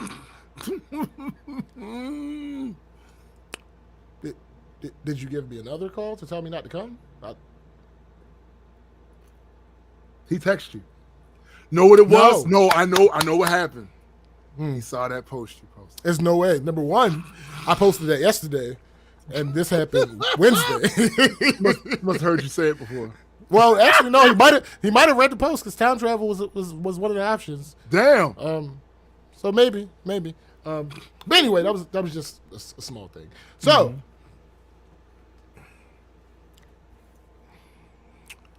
Do you remember? That is facts, Cindy. Yo, all that talk would end, yo. All that we gotta save the fetuses talk would end completely. Y'all remember we had issues with the whole Gmail thing at work. It was kind of like a big deal, pretty important because a lot of people use Gmail. Yes, it's a pretty big deal. Right. Little important. And there was a person who was effectively responsible for it, but I did note that also he wasn't put in the best position. Right. I'm running out of defenses for this motherfucker. Are you now? So, I'm at work, and I get a call from the manager of this property, and she's like, what's going on with the Gmail thing? Is there any update? Because around this time of year, we get a lot of applications from international students, and a lot of them go to UMBC, which is right down the street. Right. So we have 2 properties in this area. This one is the one that's furthest away from it. So when she tells me this, I'm like, all right, I'm going to go talk to my boss and see what we can do. She's like, all right, cool. So in my travels, I end up at the other location that's actually closer. It's practically right down the street. Like it's almost connected to UMBC. So I sit down and, well, first off, the Gmail thing has been fixed for weeks. I didn't mention it on here, and I couldn't say it because I couldn't say it to anybody. So is this a case of when the issue is fixed, no one says anything? Let me explain. That's why I included the other thing. But anyway, but I was under order specifically not to say anything because this is our second time being in trouble with them, and the third could possibly have relatively dire measures that need to be taken in order to fix it. So we wanted to A, give it a little bit of a rest, and B, we needed to construct a best practices list to give to everyone to follow for communicating with these Gmail accounts to lessen the chance that we get dinged again. Right. So like I said, I told her I'll be looking to it and get back to her. I continue with my rounds. I end up at the other location that is like literally right next to UMBC. And I sit down, and the manager's like, hey, me and such have a question for you. Now, because I had just gotten this call from the manager here, and like I said, that place gets bombarded with the international students because it's literally connected, almost connected to UMBC. That logic led me to believe that that's what she was talking about. Yeah. I said, oh, the Gmail thing? And her response was, the Gmail thing? I said, hold on. Why the fuck you say it like that? Why are you surprised? You know, this has been going on for months, and you knew it was an issue. Right. What am I missing? And she said, oh. What were you missing? He, I can't say his name, he called and told us we could start using Gmail again. I said, hold on. What do you mean? He said, yeah, like, what was the context of the conversation? Yeah. She says, that was the context. I said, hold on, stop. No. You gotta explain, like, what happened? She said, he called us to tell us that we could start using Gmail again. Oh, my. I said, unprompted? She said, we didn't ask him. Oh, my. Now, I'm under strict orders to tell my people anytime I find out that he doing something crazy. You know what wouldn't be crazy? What's that? Let's say he was doing his job and he happened to stumble across and notice that the Gmail thing was fixed. Right. Let's say another day after that, he was at that location working on something, and while he was there, he heard someone say, "Oh man, I forgot we can't communicate with Gmail," and he instinctively says, "Oh no, that's been fixed." That wouldn't be crazy. That would not be crazy because it was his experience that it was fixed. Someone asked him about it. Honestly, I mean, not asked him about it, but somebody mentioned that it was an issue. Honestly, he knows that it's an issue. He knows it hinders job. Right. Okay, no. I saw it the other day. It's fixed. That wouldn't be crazy. That wouldn't be crazy. I would still have to tell my people, of course, because but I would have some cushion available for that bus I was about to throw him under. But no. Now we're about to get into some wild speculation, rumors, and innuendo, as well as hearsay. Right. I was told that he, unprompted, unrequested, unasked for, called a specific person at that specific office to tell them that she could start using Gmail again. Now this next part is pure conjecture and speculation on my part. Okay. So noted. It seems like he's trying to get that person to help him again with that thing that eventually ended up putting us in Gmail hell in the first place. That's what it seems like. I have no confirmation. No one has said this to me. No one has hinted this toward me. But this is the only thing that makes sense. Because why wouldn't you tell, if you're calling to tell people, why wouldn't you tell everybody? First of all, why the hell are you calling to tell anybody? You are not a part of my department. Right. Sir. Right. This is not your business to Facts. tell anyone. Facts. But if you do feel it upon yourself to call someone, if you do feel that you, I'm gonna tell somebody. Why would you just be telling one person? Because, yo. Why would you be? It seems like you're trying to get help for this job that you don't want to do. Yep.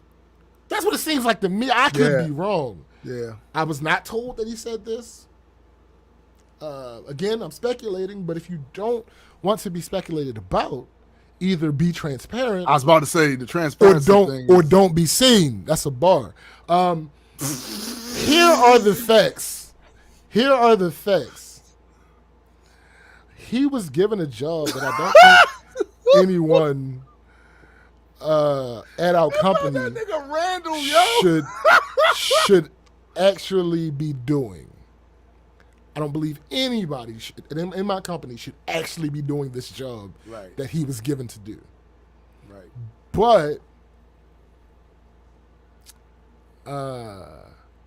on top of it being something I don't think should be handled by us, I believe even more deeply that it shouldn't be handled by one person. Nah, yeah, I feel you.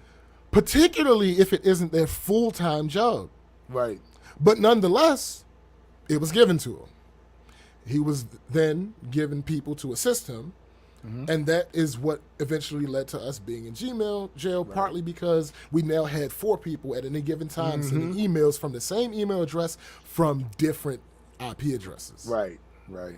Right. So Google blocks us. And now sometime in between when he got all these people to help him and Google blocking us, apparently he was told to stop having these other people help him. But he didn't. That's crazy. Then, after we got blocked, he apparently was told to only do this specific job when he is in the office downtown at this specific computer. And apparently, he didn't listen to that either. So now that Gmail is working again, and I have no idea how he found out. Mm-hmm. But it seems very peculiar that he specifically called one of these people who used to help him do this job that he clarified he does not like doing. Right. I want to be clear again that I'm not making an accusation. Hey, man. Because I have no proof. I don't got no proof. This ain't. Listen. I'm not saying he's doing this. This just seems weird given the variables. Oh, you're right. You're right for you not to say that he's doing that because you really don't. I really don't know. I'll say it. He's doing that. It just seems weird given the variables that I'm aware of. He's doing that, D. But I don't know everything and I don't want to. So anyway, he's doing that. So I hit up my supervisor who's not my supervisor. Hey, your boy out here wilding. She was like, word. I was like, word. She was like, give me a moment. Let me go talk to the boss. She talks to the boss. She comes back. I'm sorry. No, the exact words that I said to her were, hey, such and such is telling apparently some offices and not all that Gmail is working again. Are we to the point where we're telling people that Gmail is working? She says, I'm not sure what the status on that is. Let me go talk to the boss. I'm going to hit you back. She hit me back. We are not, capital N-O-T, at the point where anybody should be communicating with Gmail at all. Wow. One of the people is going to be putting together this list of best practices. Once that comes out and every email user gets it, they can then proceed to, okay, cool. So I hit up my homegirl, the manager at that place, who informed me about this situation. Hey, yo, chill out on that for now. Don't calm down. Don't relax. As much as y'all can. Just put that in the whole. I understand what's going. I know y'all need it. And I know because he told you this 2 weeks ago. Right. You've been using it since. But for now, chill out until I can get you this paperwork. All right. So, anyway, Friday comes around, and the packets are sitting on my desk with a signature sheet. And let me tell you that no good deed goes unpunished. So generally, my boss and my supervisor, who's not my supervisor, don't give me normal, mindless office tests. I don't know why. I'm not sure why, but I appreciate it very much because I hate doing menial work. But anyway, when I saw the packets, I did what's in my nature. I proofread them. Wait a minute. Proofreading is in your nature? Interesting. I mean, who hit you up about the typo on the Kickstarter? That's true. That's a good point. Good point. Solid point.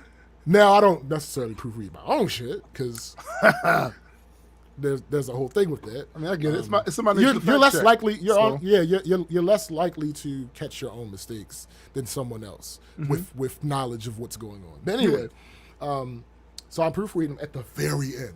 The very end. Literally the second to the last sentence. There is a you where there should be a your. Oh. So hey, there's a typo. And my supervisor, who's not my supervisor, was like, oh, really? Say, yeah. And the issue is, in general, you want to make sure things are spelled correctly. Sure, at work, yeah, absolutely. But one of the guidelines was making sure that your message is spelled correctly. So, Napalm's a troll. You can. That's fine. So she like let the boss know and throw those away. Yeah. I'm like, okay. Yeah. So I tell her, she's like, all right, cool. She reprints it, but no good deed goes unpunished because I found the problem. I now had to make copies, collate them by hand. Because here's what my supervisor said to me. Here are the words that she said. So I got the printed out version. I was like, it printed out as 3 pages instead of front and back. She said, oh yeah, I had to copy that to make it front and back, and then make the copies, and then collate them, and then staple them. So I'm like, all right, cool. So I went, I did the whole copy front and back thing. So I had the 2 pages, one front and back, one front. Right. And I'm on this copier looking. I know how to use the goddamn copier, and I've seen the settings somewhere before, but I can't find it right now. So I go back to her finally. I say, hey, I don't know how to collate. So this is what she did, because we are very similar. I said, I don't know how to collate. She said, I said, no, I know what collating is. I don't know how to do it on a copier. She said, oh, no. Our copiers don't have that setting. Oh. Okay, fine. This is what happened. Since you were the one that made them aware of this shit. Right. Because what is that teaching? What lesson is that teaching to a lesser industrious person? Thank you. I'm glad you said it that way. It's telling them not to let them know. Right. But I can't. Right. I know. I understand. Yeah, I can't. So yeah, I'm sitting over there. Oh boy. And here's the thing: an epiphany I came across, something that I knew, but I never put it together. Mm-hmm. There's a ranging myth out here that people are buying into left and right. I see so many people espouse this falsehood. And it's the idea that water is inherently slippery. People don't understand that water is not inherently slippery. I don't know exactly what you would call it thing is, because water absolutely makes certain things slippery, more resistant to movement. If you notice, people will lick their thumb when they're trying to sort papers. Yeah, but that's because saliva. No, it works for water. It works for regular water too. No, I understand it. I'm just saying that's saliva.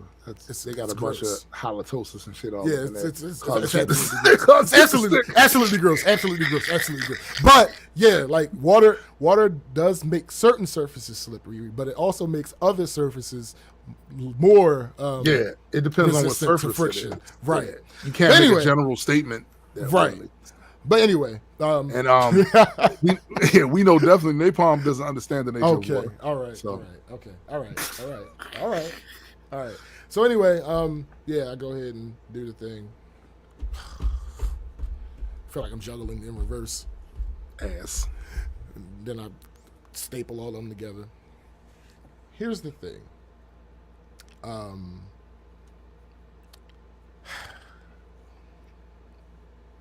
People will always and forever annoy me. Will always and forever. You don't know that. I am the only one who knows that.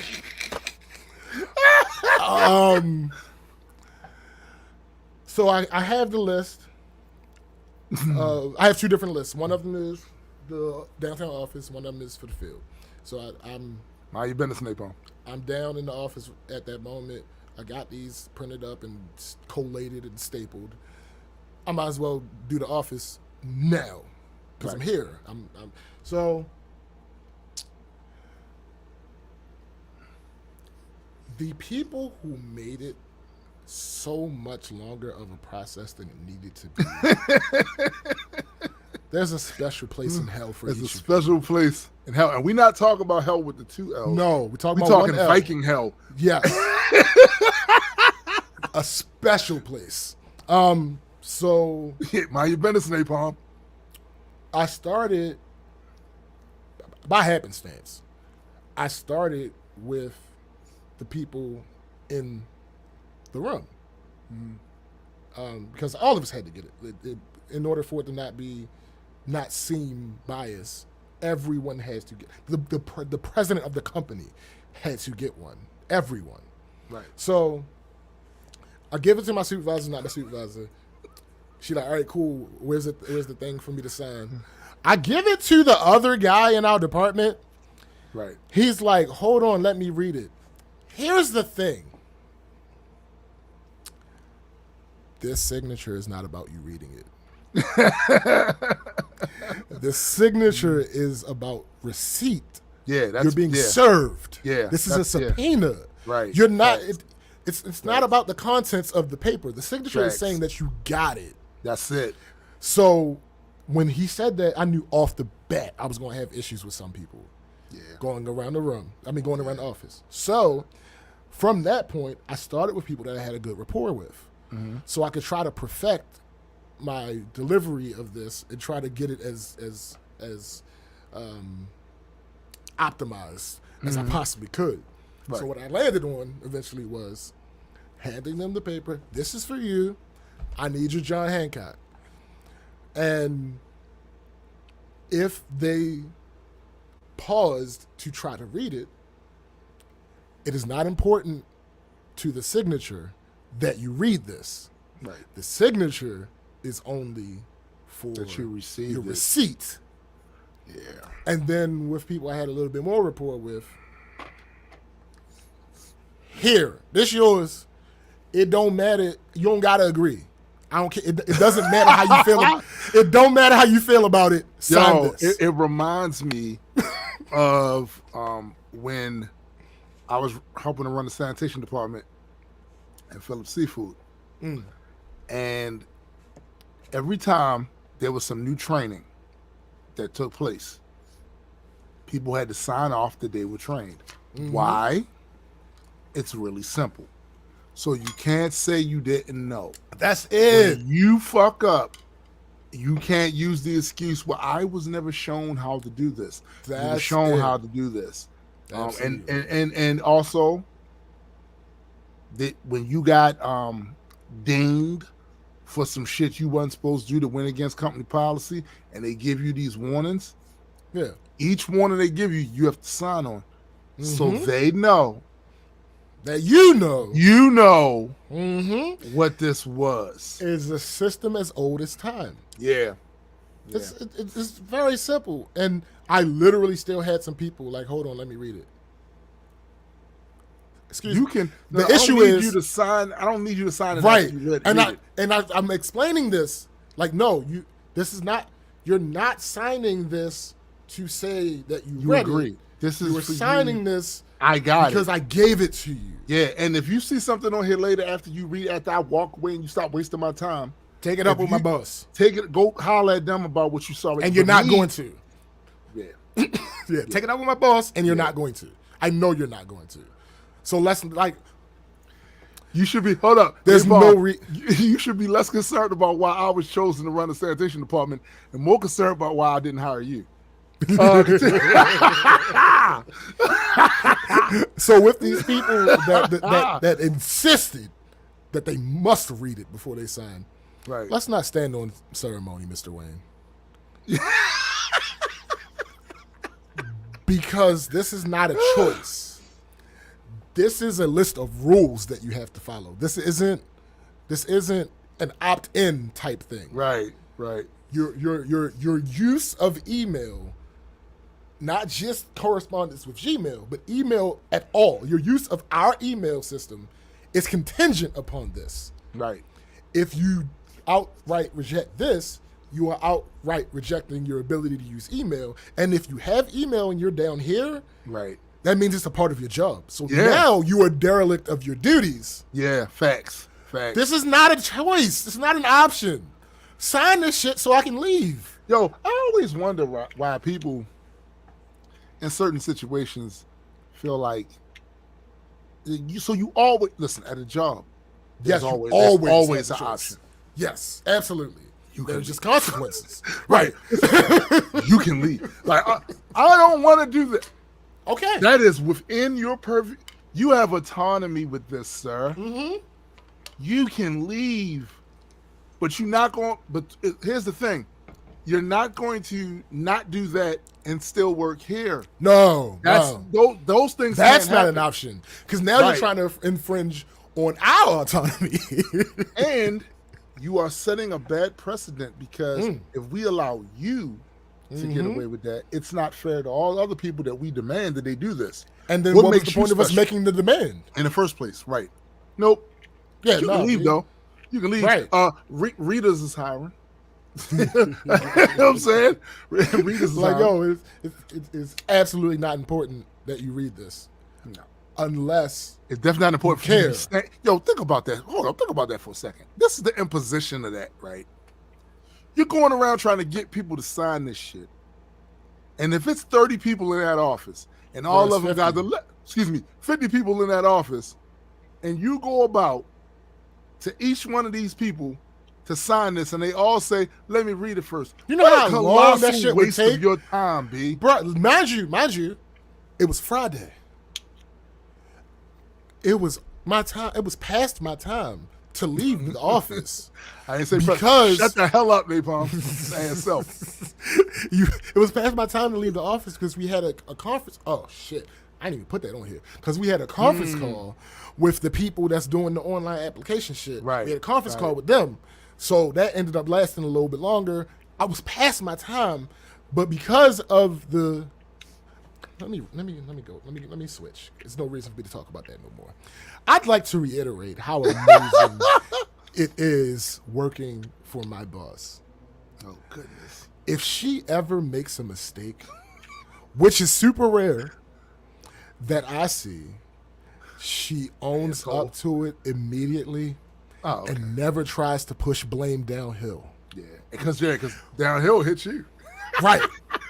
When I make a mistake, I will sometimes audibly hear her troubleshoot how she communicated with me.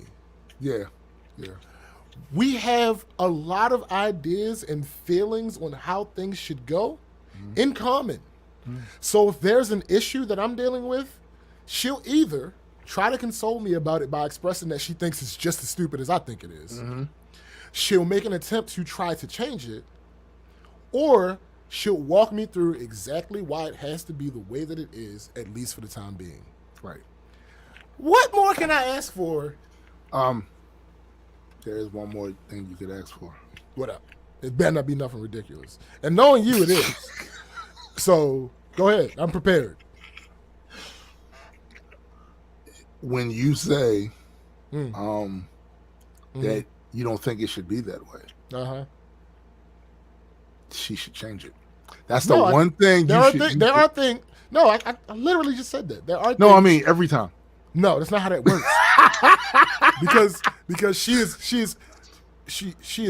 feared and respected in the office, but she is but one of several vice presidents. Right. That's the other thing. She can't control everything. Don't you think that the United States government should have more than one vice president? Bruh! We're not doing that. We're not doing that. Yes, absolutely. I absolutely believe it. But here, I have a very important question to ask you. Let's say we have somebody who is an activist. And I don't mean internet activist. I mean a grassroots movement organizing activist. Somebody that's on the streets. They in them streets. Actually doing things. They for the streets. No, wait a minute. That's not what that. No, that's you know what I mean? It's a little different. Okay. Yeah. Now, I'm well aware that I'm speaking to the author of No More Messiahs. I'm also well aware that I am speaking to him on the platform, and one of their mottos is "Your heroes have no power here." No power. I know all this. I'm aware of all this. But when we talk about these things, in my recollection, it's usually just things that may make them a bad person, or but there's room to separate the person from the art, so to speak. But what if this thing has a potentially negative effect on the art? See, I've never heard of this particular person before, but apparently she be moving and shaking out in these Baltimore streets. Really? Well, she apparently had an issue with her neighbor.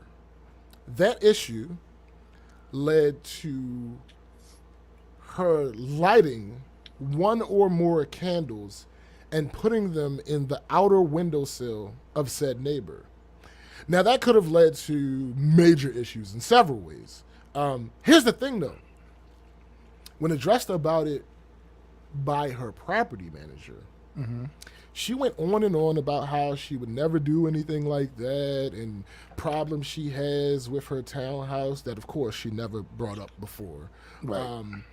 And how she wants to leave and how somebody is framing her because she's LGBTQ plus and how somebody's out to get her because of her religion. She doing a lot. But the two things that bring about my question to you is, one, she says in her response to the manager that clearly the rental company is targeting her because of her religion and her sexual orientation, and if it doesn't stop, she will have to see what the next steps are. And the other thing that brings this question to you is she's lying her ass off. There is literal video evidence of her lighting a candle and placing it at least by said windowsill. Right. What are we doing? All right, so this person, let me see if I can get this correct. This person is an activist. Here's the thing. In this response to the manager, she was saying things like, I would never do anything like that. You know, I'm known for doing religious practices all over the city. I got to tell you, that's not that impressive for me. No, wait. Listen. And people know me, and I'm very well versed in all of this. I would never put a candle outside and leave it. The only time I would even light a candle outside is, there are candles with glass encasements. I could light those and put them outside, but I would still never leave them unattended and blah, blah, this, blah, blah. So from all that, I deduced, maybe let me Google you. And as I suspected, she kind of like she out here in these streets, like she's a virulent activist. Yeah, in the Baltimore City streets. She's an LGBTQ plus activist. She's a black activist. She's a woman activist. She do the things. And she's lying her fucking ass off and framing it as a discrimination case, which hurts you being an activist. Because if someone gets wind of this, now everything is in question. You make it hard for the next person you make to it actually have an harder issue. for all of us. Well, here's the thing, right? The song No More Messiahs applies to her as well. This is the thing people need to understand. The Black Panther Party, a very important movement for the country, but also specifically for black people. Right. They got maligned. They got talked shit about, but this is what you expect when you're an organization that is counter culture, and that culture is one of white supremacy or oppressive or apartheid-ish, right?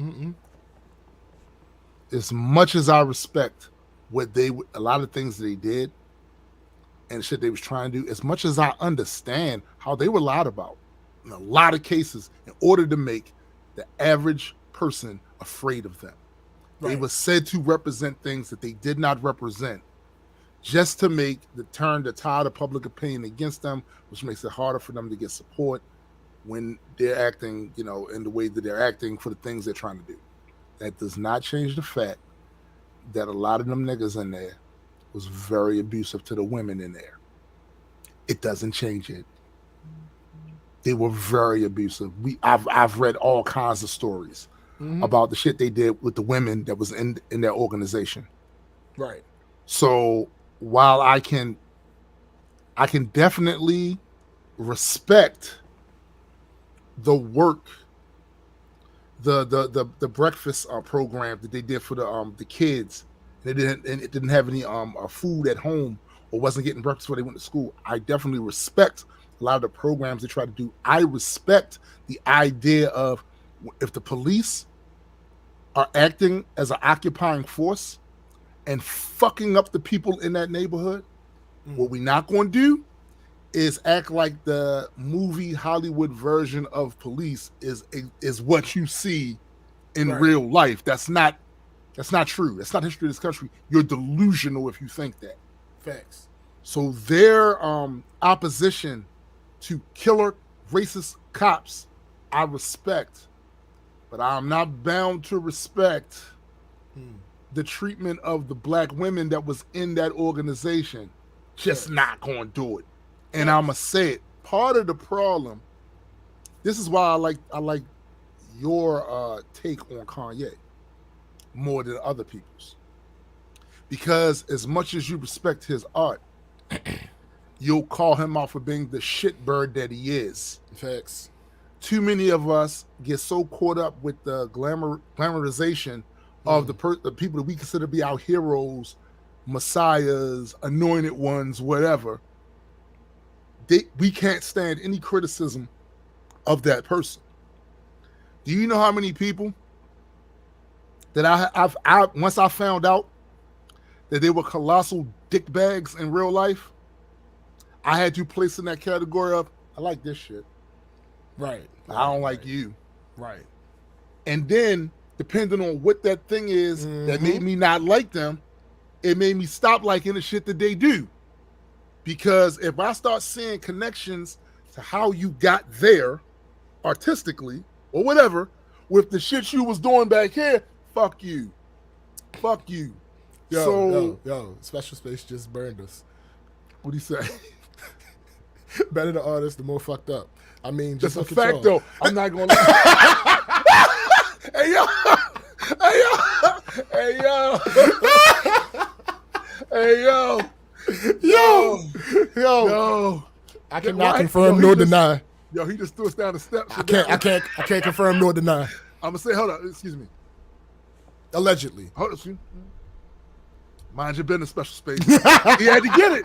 He had to get it. He had to get it. You know what I'm saying? Facts. I thought that was going to be reserved for Napalm and his foolishness. Nah. Mind your business, Special Space. Yo. Oh, boy. Oh, my goodness. All right, so. That's hilarious. Hold on for 1 second. Give me 1 second. Mm-hmm. Yo, it's just crazy. Like, there's nothing more than I hate. Like, even the Black Panthers example that Tim gave is horrible. But I still feel like, given what they were being activists for, it's not as damaging to the cause. Like, it's a terrible thing that they should have never fucking done. But this example is specifically damaging to the cause. Like, you're literally throwing in these things that you were an activist for into your lie that has irrefutable evidence that you've actually did what you're saying that you would never do, and went into all this goddamn detail about how this works and how that works. You literally, in the event that she ended up actually pursuing legal action, you gave this company that you're trying to sue enough information to link you to your activism. You gave them enough information to link you to your activism. So now that you're lying about this and attaching it to your activism, and they have irrefutable evidence that you're lying, you don't see how that could be damaging to the causes that you claim to care so much about? It's the thing. It's the one thing where I understand the people who say, you shouldn't look at issues with other people as you have a friend, cousin, sister, brother, uncle, aunt, mother, parent, son that suffers through that. You should just look at it as it's a human suffering. While there's several things that I disagree with that on. Wait a minute, what? Hold on. What you talking about? What? The idea that people say when something terrible happens to a person and the people that are against the deed being done are like, no, it shouldn't matter if you have a brother, sister, cousin, uncle, father that's like this. You should just care because it's not realistic. It's not realistic. Right. It's not realistic. It's not realistic. Because in a perfect world, yes, absolutely. But this is not what humans are. This is not what we are. It's one of those reasons why what I said earlier about how I deal with problems, I do not look at the ideals because it's not realistic. That's not how you get things done. That's not how you make progress. Right. But I was talking about this activist who's attached the things that she claims to care about to this massive lie that she's telling. Right. And it's like this is a little bit of a part where, because everything has nuance. This is a little bit of the part where I agree with those people that say that, because if you're willing to put this in a lie to protect your interests, are you doing these things because you care about the cause, or are you doing these things because you are this? Listen, you can't absolutely, you're well within your right to forge that connection there. Yeah, because you are a woman, you are black, you are LGBTQ. Are you an activist because you are these things, or are you an activist because you actually care about these causes? Right. And to me, to my oftentimes it doesn't matter. Right, I was about to say, to my mind, it doesn't matter, because at the end of the day, being part of a group that's under attack, it doesn't matter if you're a great person outside of that. It makes sense for self-preservation that you out there. When you recognize the threat to be what the threat is, it just makes sense that you should be out there swinging. This is I grew up with a certain philosophy that was boasted upon me by my mom and by the OGs in the neighborhood. If you see your folks out there swinging, you better be out there. You better be out there swinging in some way, shape, or form. You need to be helping. And if you're the type of person, you can't come home with your brother or sister, and they got beat up. And why? Hold up. Why you not hurt? Why you not hurt? Why you not hurt? See, this is the thing I think gets missing a lot of times. I'm just gonna speak for our community. Some of the black folks in my community who want to feel as though, I'm one of the good ones. That shit doesn't apply to me, or the ones that try to find every way possible to not be connected with the group. I always look at y'all.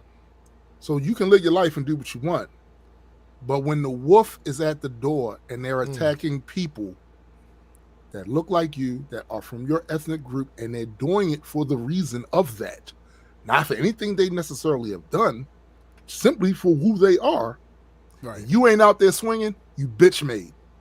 If I see you get on social media and you are being a bullet shield for the very enemies that are attacking people that you from, you're bitch made. And I'm not bound to respect it, and I don't, and never will. And never will, because when I was raised, if your folks out there swinging, you better be out there swinging. If you're not out there swinging, you can't come home. Yeah. Definitely not comfortably. Definitely not comfortably. They're going to make things uncomfortable for your ass, and you might get your ass beat. Excuse me, not might. You probably will. Yeah, you're gonna get your ass beat. You know what I'm saying? Yeah. I wish I would have came home any day. My sister or my brother was. I don't give a fuck who she fighting. I don't give a fuck who he fighting. We fighting. Right. Cause if I come home and my mom, they all twisted up, and I'm sitting there pristine, looking like a model and shit. Right. Oh, fuck you think gonna happen to me? Some of y'all that go out of y'all way, because it's one thing, like if you disagree with certain aspects of a movement, that's understandable. Because people aren't perfect, people make mistakes, lapses in judgment, and all that other shit. Absolutely. When you see people that are outwardly attacking people like you because they're people like you, right, and you not out there swinging, nah, B, nah, I don't respect it. And that means that and that's in any way. I'm talking rhetorically. Yeah. If you out there lending support to people that's attacking your folks, fuck you. Yeah, nah, B. Fuck you. That ain't the move. Not the move at all.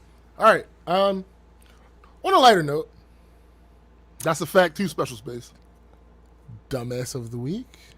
All right, so there were two things that I Napalm.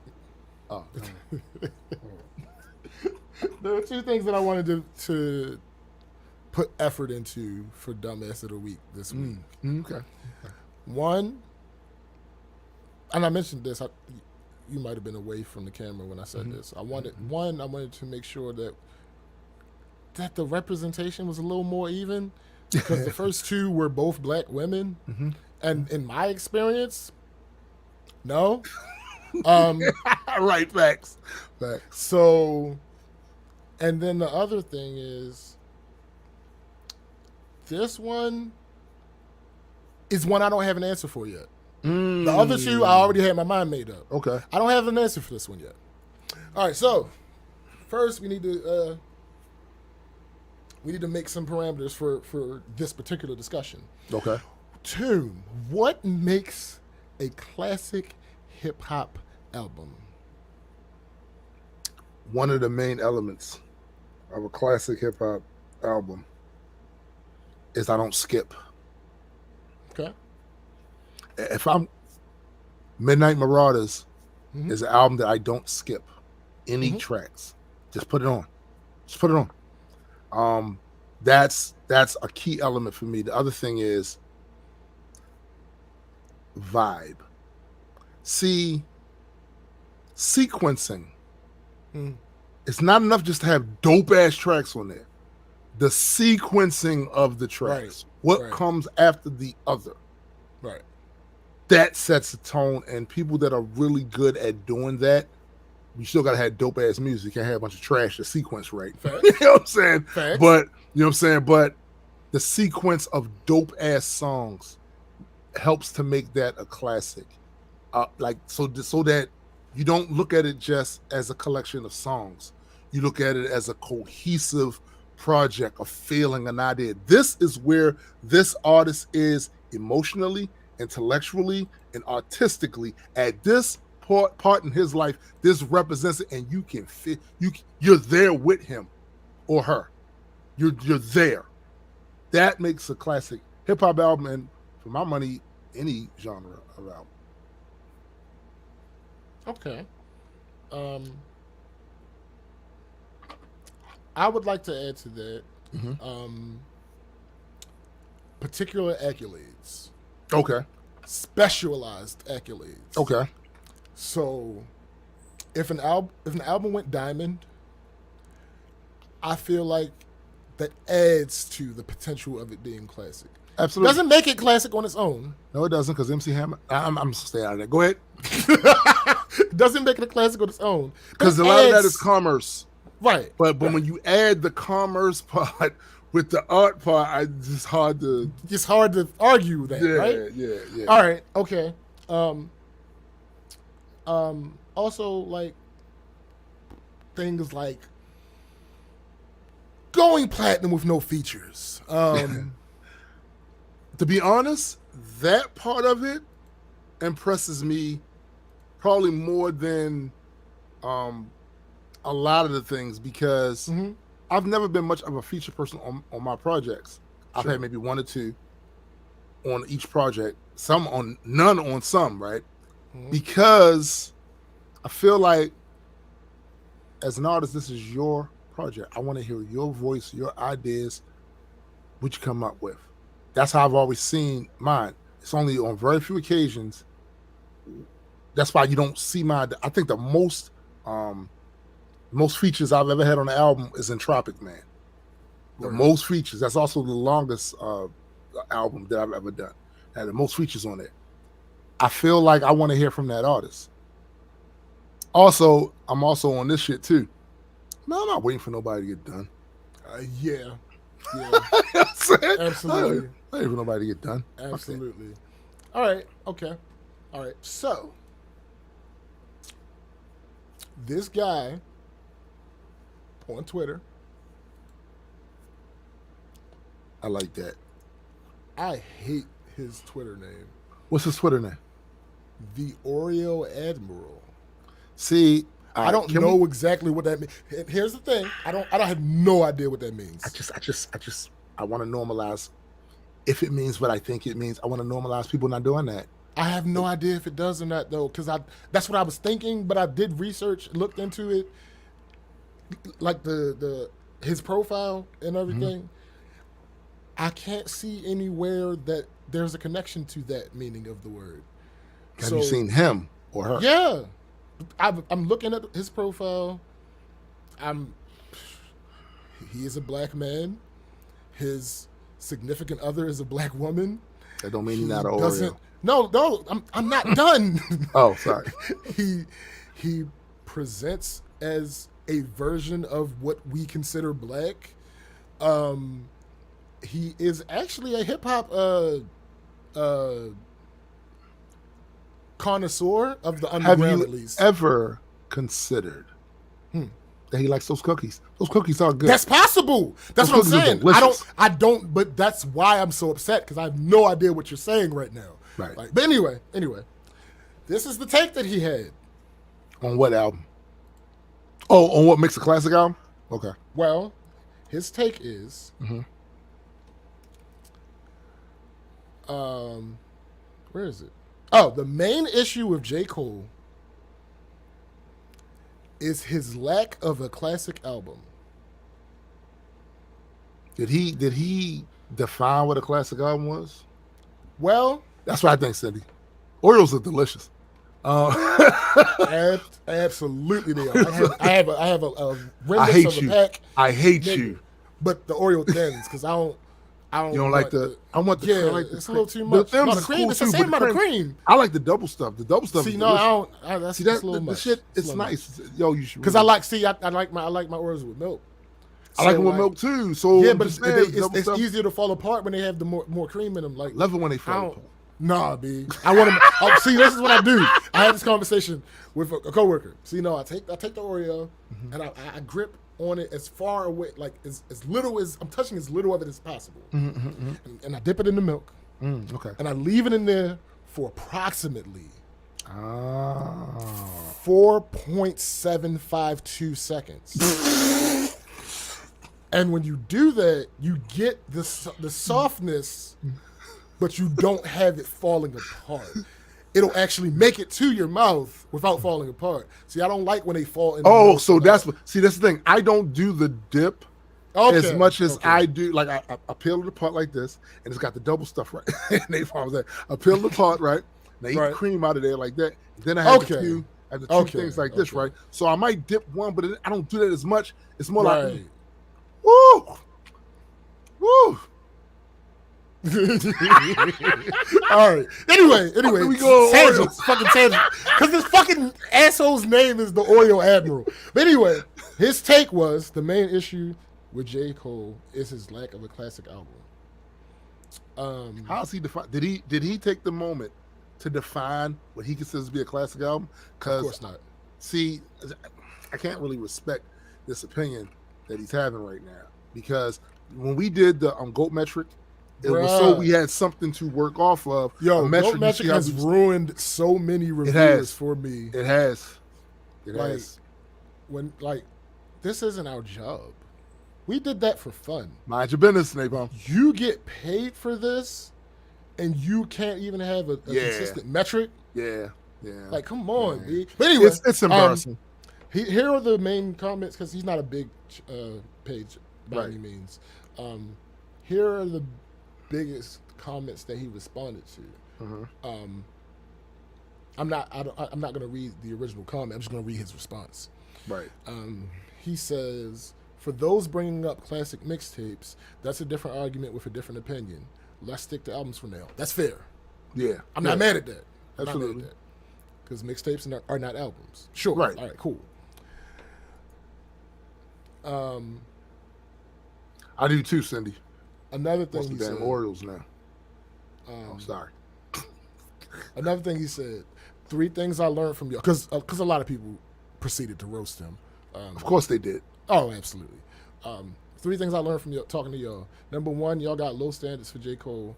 Number 2, 2014 Forest Hill Drive is a classic because it was good and it was memed.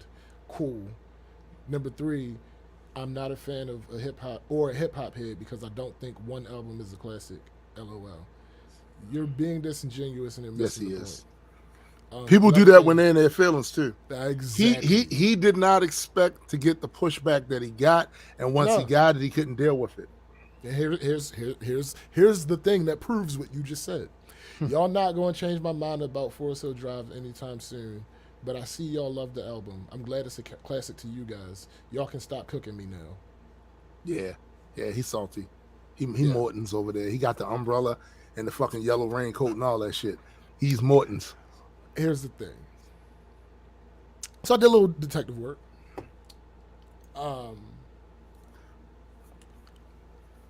And I have another question. Napalm, mind your business. Does the age, absolute age or relative to the artist you were when an album came out matter at all as far as you being able to dispute it being a classic? So what you're asking is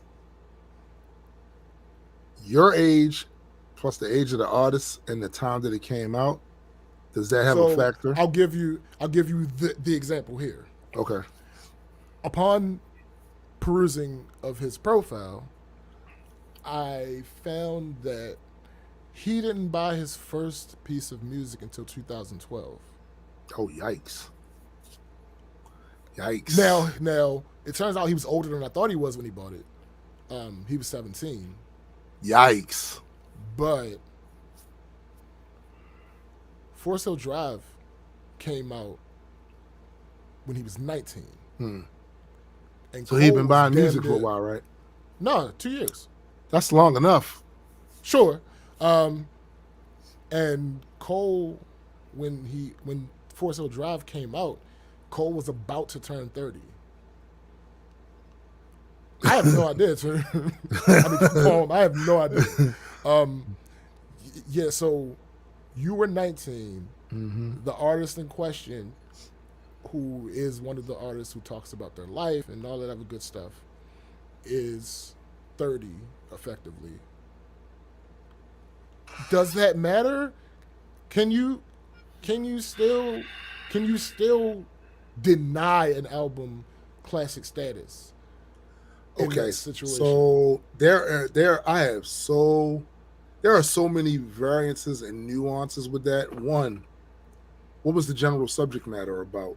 Because if it's something that's specific to a 30-year-old experience as versus a 20-year-old's experience, the issue might be that they could like the music, but because the content wasn't something that was readily relatable to them, they might not get it.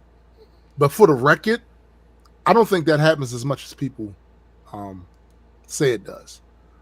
Because as a kid, I noticed most kids want to be older. They want to be her and be an adult.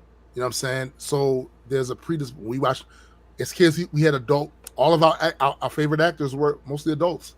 Facts. Our favorite musicians were mostly adults. You know what I'm saying?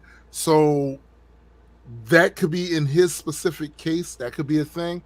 The age difference. Let me tell you. Is he saying that he didn't like the album? Let me give you a little bit more context. Okay. No, he's not saying he didn't like the album.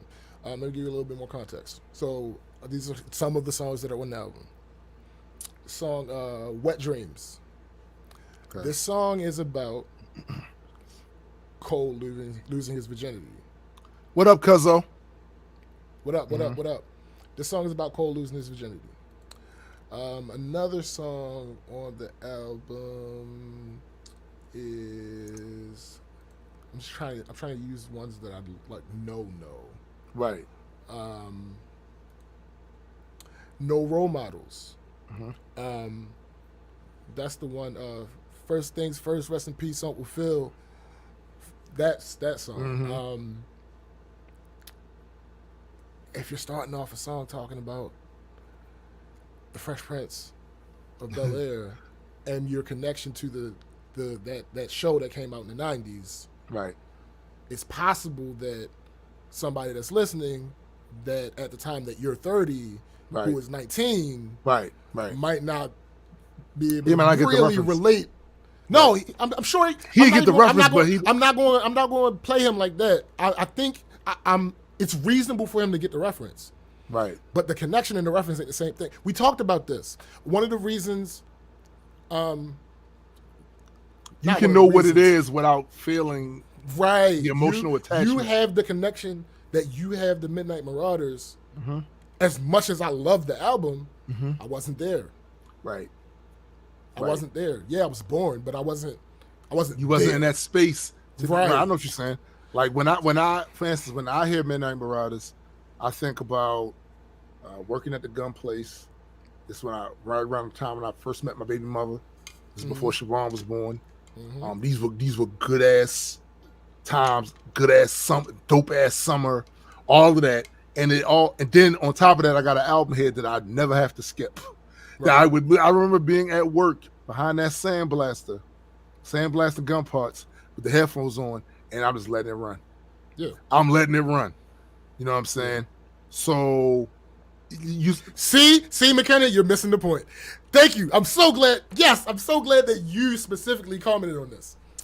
So my point isn't that my business name possibly. That's funny. And it was not 4.85 seconds. It was 4.572 seconds. Get it right. Anyway, and again, that's approximate. It wasn't exactly that. But anyway, I'm so glad that you spoke up, McKenna. This is the point that I'm making. You can be a fan of anything that exists. Mm-hmm.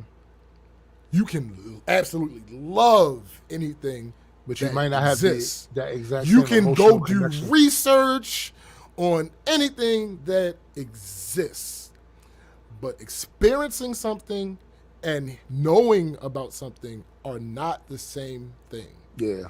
You can go and do all the research on things that people were wearing and the music that people were listening to and the socio-political climate during the time that Fresh Prince was on air, and you can have an understanding of it. Right.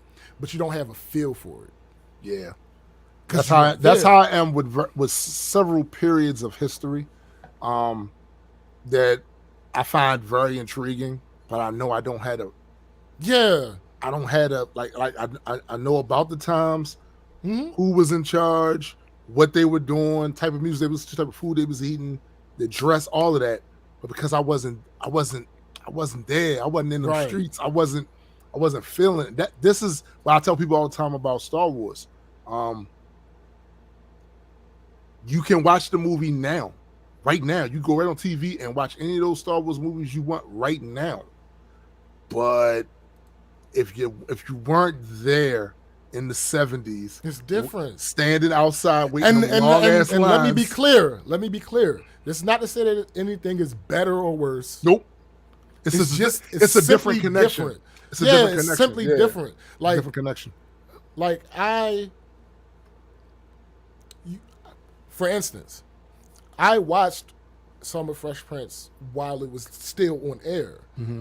I didn't watch any of Martin while it was still on air. Wow. I watched Martin later. Right. And in hindsight, this probably was better because as a child, I probably wouldn't have understood a lot of the shit he was doing. Right. Yeah.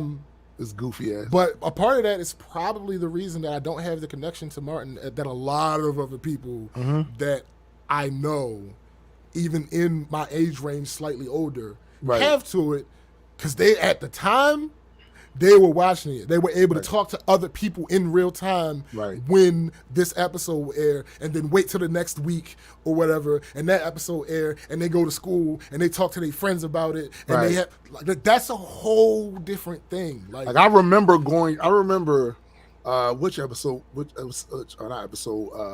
movie. I think it was Empire Strikes Back. I remember after that came out, and we went to school that Monday. What up, Jamie? Went to school that Monday. What up? And that's all everybody was talking about. Yo, Darth Vader is Luke's father. Like that particular part of the nuance. Bro, I'm talking about a situation where you had to watch these things because everybody else was talking about it. Yeah. And you didn't want to feel left out. Yo, like that type of thing. Facts. This is not a real that phenomenon doesn't exist if you're watching something that came out 20 years ago. Right. And you are taking it upon yourself to now watch it. Right. Everybody else is not it's not the same ambiance. I always tell people around it. It's a different feel. Star Wars, with a few of course specific things that are different, had the same feeling for me that the MCU did. That's how big it was. I mean, it wasn't just the movies. Excuse me. The toys, clothes, lunchboxes, curtains, bed sheets. Like it was they were referencing it all on late night like it was that type of thing. And people that also for me, hold on, I'll be right back. All right. Also for me, the connection to Star Wars is specifically is particularly strong because that was the first movie I ever saw that I actually gave a damn about. I only had saw 2 other movies before then, and that was it was Disney movies, Freaky Friday. So I was a kid, and Herbie the Love Bug. These I didn't care about. I was like, this what movies are. It wasn't until I sat there and watched those Star Destroyers go across the screen, shooting at the other ship with my mouth open like, what the fuck is this? I'm a kid. That's when I started caring about movies. I didn't care about movies before that. It was Freaky Friday and Herbie the Love Bug. Like, how much you want me to care about? You know what I'm saying? So my connection to it is stronger. That's why every time I see anything Star Wars related, even if I'm not liking, let's say we were in a current environment where I'm not liking the content that's coming from that IP, Star Wars will always have that. Mind your business, Napalm. Star Wars will always have that connection to me personally because it was the first time I started to care about movies. I didn't care about movies before that. So, and tying into this, I've several times asked Tim if there was any scenario in which I should actually go back and watch those. What did I tell you? No, don't do it. As much of a fan as he is of it, don't do it to yourself. He's like, nah, yo. Don't do it to yourself. Don't do it to yourself. Don't do it to yourself. Don't do it. Even with the remastered, the pacing of it, this is the 70s, B. Right. The pacing of it is just, I don't want to go back and watch those. Right. They stay up here in my memory where they're safe, where I still have that feeling. I do not want to go and rewatch those and then lose that feeling. The reason I gave a damn about movies in the first place is because of Star Wars. Right. Period. So for me, it holds a different connection than somebody who came along later. Even if you like that old content, even if you like it, and you were someone that wasn't there back then, but you like it then, you're still going to have a different connection to it than I am because of that. You know, this Oreo eating. How about eating Oreos? Oh, that's they chew those damn ones. Damn, I should have went and got the Oreos. Ass. Damn. No, I'm not eating Oreos. I went to get my package. Classic example right here. Napalm says, I love Incredible Hulk, but I went to watch the TV show Right. too. And there's probably people that watched the TV show when it was out that was like, oh, this is cool. Me. Right. And then I tried to watch it again. Right. Because, the memories. I was a kid. The Hulk. Yeah, go watch this. And then I tried to watch it again and went, oh, nah. Like, no. Absolutely not. I am not going to make it.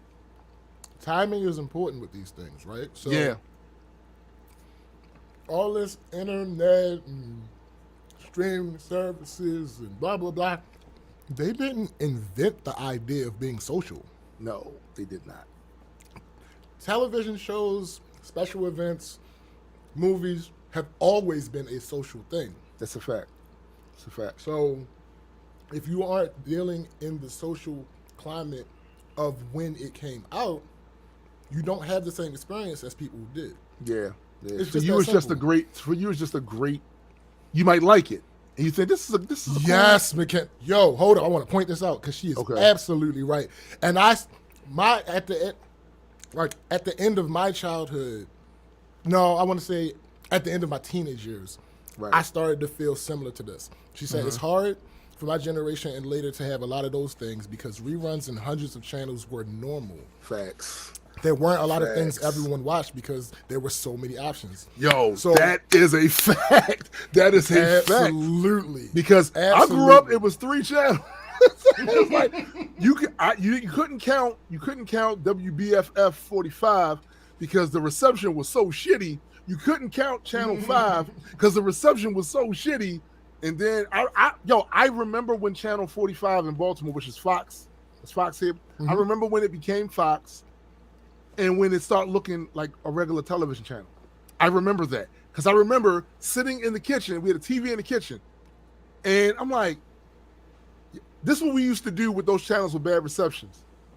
You would take the little turner, the little TV turner, and try to get it in between a certain thing like that to catch that. And it wasn't perfect, but it wasn't fucked up. I remember. It was digestible. It was digestible. I remember when Channel 45 became Fox here in Baltimore and it had a regular reception like every other television channel. I remember thinking it was a mistake. Mind your business, Napalm. For you to know about that, you was one of them heads too. Yo, Moni the sea monster ass nigga. Oh shit. Yeah, but see, here's the thing now. We do have communities of fandoms now because there's so many channels. So like that's where the give and take is, McKenna. That's where the give and take is. Because now you have more specialized community fandoms that are easier to access. All the fans, all the Game of Thrones fans. When that was running. And they want to have a season finale, you see that community is strong with that. Around the same time, they had their season finale, Endgame came out.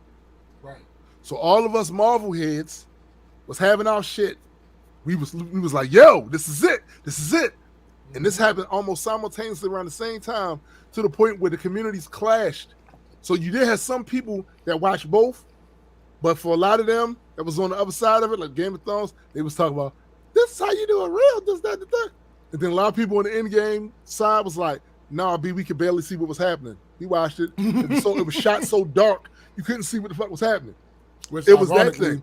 Ironically, Marvel did some movies like that too. They did. They really did. True. Oh my God, that shit was dark for no reason. No reason for that. Me too, Palm. I've never watched an episode of Game of Thrones. Yo, I went back after it was a phenomenon. No, I'll take that back. I caught up because it was getting towards the end of its run. And I didn't know what the fuck was going on. I saw it's all right. I went back and watched all that, a large portion of it anyway. I don't know if I probably missed a few episodes here or there. So I get caught up with who the characters were, what's this, what's that, this and another. And then I watched it. So I didn't have it was cool, but I didn't have the great love for it than a lot of people who started when they first came on, started watching that shit. Right. You know, it was just this was a cultural phenomenon. I wanted to see what the fuck niggas was talking about, and they had dragons in it. Like I'm not going to not watch dragons. Come on now. You know what I'm saying? Like I'm not going to not watch dragons. You know what I'm saying? So I went and checked it out, but you know, y'all know for me this era of time, it's the superhero genre and specifically the MCU. Yeah. Specifically. The whole thing with Game of Thrones, I treated that like I literally just treated this Drake album. I saw so many Game of Thrones fans upset with the ending.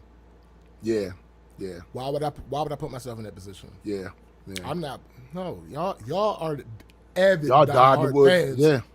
And y'all like, nah, this wasn't it. No, I'm not about to go start watching that piece of shit then. Like, what do you mean? The thing is, this is what I saw from the last episode. I didn't think the last episode was horrible. But again, I'm not one of the ones that started watching that shit when it first came on and been watching it this whole time, building up these expectations that happened over years. And that wasn't me. So because of that, I saw it as, okay, this was the ending. But the same thing I told you about when Endgame came about, and how I said I think people thought I was trolling, but I wasn't. I was being dead honest. I feel bad for y'all that sat through 10 years of the MCU, that run, and got the Endgame and didn't like the ending. I feel bad for you. Yeah. I feel horrible for you. Because for me, that shit gave me life. That way. Right. Nobody should. Right. I wouldn't want to feel that way about something I invested that amount of time in. But it was a few people. I wouldn't say it was a lot, but it was a few people that didn't like could not deal with your failures. And where's that brought you? Back to me. Yo, what? For me, Endgame. Yo, I'm gonna tell you something, man. That's something else that people was talking about too. They were saying, well, most people when they talk about Endgame, they only mostly talk about the portal scene. I gotta tell y'all, Endgame and Infinity War, if you didn't know, was supposed to be one whole film. So the way I watched it was that this is a continuation of a law. So all the cred that Infinity War had, to me, carried over to Endgame because it was supposed to be one thing right there. So we already saw all this fantastic stuff that was taking place and got the pain and agony of losing the characters that we liked and all of that. There was going to be an ebb as they got themselves together before they got to another action pieces. They did something really daring. Yeah. That 5-year skip. Yes. I was like, because after he cut Thanos' head off and it went to black and it's like 5 years later. Fuck you mean 5 years? Right. What? Wait. What is going on? What are we doing? Right. Why? And it made sense. And it was a whole experience. Like I said, that's pretty much what the entire premise of Deeper Dive is. Like, I don't like when people rate and judge things off of anything except for what the thing is. Not what you expect it to be, not what you want it to be, none of that. What are you seeing on the screen? Right. What is happening with the characters? What is happening with the story? All that good stuff. Not, oh, well, this other movie was so good. Why is this one like this? Or this other movie had this, and this movie doesn't have most of that because it's a different movie. It's a different movie. It's a different movie. The difference with the MCU may be because it's an ongoing story, an ongoing narrative, but most movies aren't that. Most movies aren't that. Palm. Yeah, most movies are not that. Yeah. But even still with that, it's a different chapter then. It's a chapter. It's a different chapter. One of my issues with some of the critiques that I saw about Doctor Strange and the Multiverse of Madness, one of my big issues was them saying that in this movie, Scarlet Witch didn't have character progression. So I'm see if I could spell this out for some of those that thought like that. This is an ongoing story. How long did you think this event took It wasn't a year. It wasn't 2 years. It wasn't 5 years. This probably took place over the course of a couple of days in the MCU. How much character progression did you have from Friday, from Thursday to Saturday? Stop the cap, my guys. Yeah. Seriously. Yeah, I'm not. Yo, speaking of which, I went and rewatched it on Disney Plus, and it was every bit this. Yo, I got the same. I fucking love that movie. Yo, I love that movie, yo. I love that movie. Yo, exactly, Napalm. Did they not watch WandaVision? Yeah, no, Palm. See, you probably didn't watch my deeper dive video. Yeah, you should watch the video. Yeah, they've watched WandaVision, and a lot of them misunderstood what they was watching. Yeah, a lot of them misunderstood Wanda at the end of WandaVision. They really didn't get her. Yeah, a lot of people thought that Wanda's character was completely redeemed and wrapped up in this nice, tidy little bow. Let us just say that's not what the case was. She literally just kidnapped a town full of people. Right. And when the authorities came, she booked out of there. Does that sound like someone that had a redemption arc? She gave up her power over them, sure, but she also literally ran from the police. Yo, but not even that. Not even that part of it. She was in a situation where this ancient, powerful witch had explained things to her that some things she suspected already, some things she had no clue of, and she had no reason to believe that this powerful ancient witch was lying to her. And a lot of the things she proved to Wanda. Yeah, she proved through the course of it. And she says to Wanda, you're in this book. The prophecy says that you are going to destroy the world. Right. And Wanda heard that and said, I think I'll study it. And you think that that's some tidy redemption arc? Yo, no. Again, how could it be? First of all, I'm laughing at Cindy. Cindy just sent me a picture of Oreos, and she said she blames us. That's funny. Look, that is hilarious. I'm telling you, I maintain that when you watch certain shows, like she did not at any. She realized that probably wasn't the best thing she could have done. Right, holding the town, but she did not accept responsibility for any of it. Bruh. She did not allow herself to be judged or she did exactly what Magneto would have done. That could be read effectively as, oh, hold on. Y'all aren't going to help me get what I want. I don't need y'all no more. Right. I now have something that I think can get me what I want. Later for you, I don't care. I'm not going to be held accountable for kidnapping an entire town of people. What redemption do you see there out of that? Nah, B. There's no redemption. Yo, this is what I'm saying. Yo, I swear some of these people shouldn't watch movies. Bruh. They should, don't. Yo, at least not be allowed to critique them. Yo, and as a matter of fact, sit on the sidelines, my guy. Spectate. Right. Watch it. Don't talk about it. Because some of y'all comprehension, like Napalm just said earlier, comprehension is everything. Some of y'all can't follow the story. Facts. Y'all can't follow the story. There was no redemption arc at the end of WandaVision. There was no redemption arc. Mm-mm. You're not going to hold me accountable for kidnapping potentially thousands of people. So like you're telling me you think, let's just talk about the facts of the story. Yeah. So she started all this shit because that was the Vision was gone. Right. Vision was gone. Right.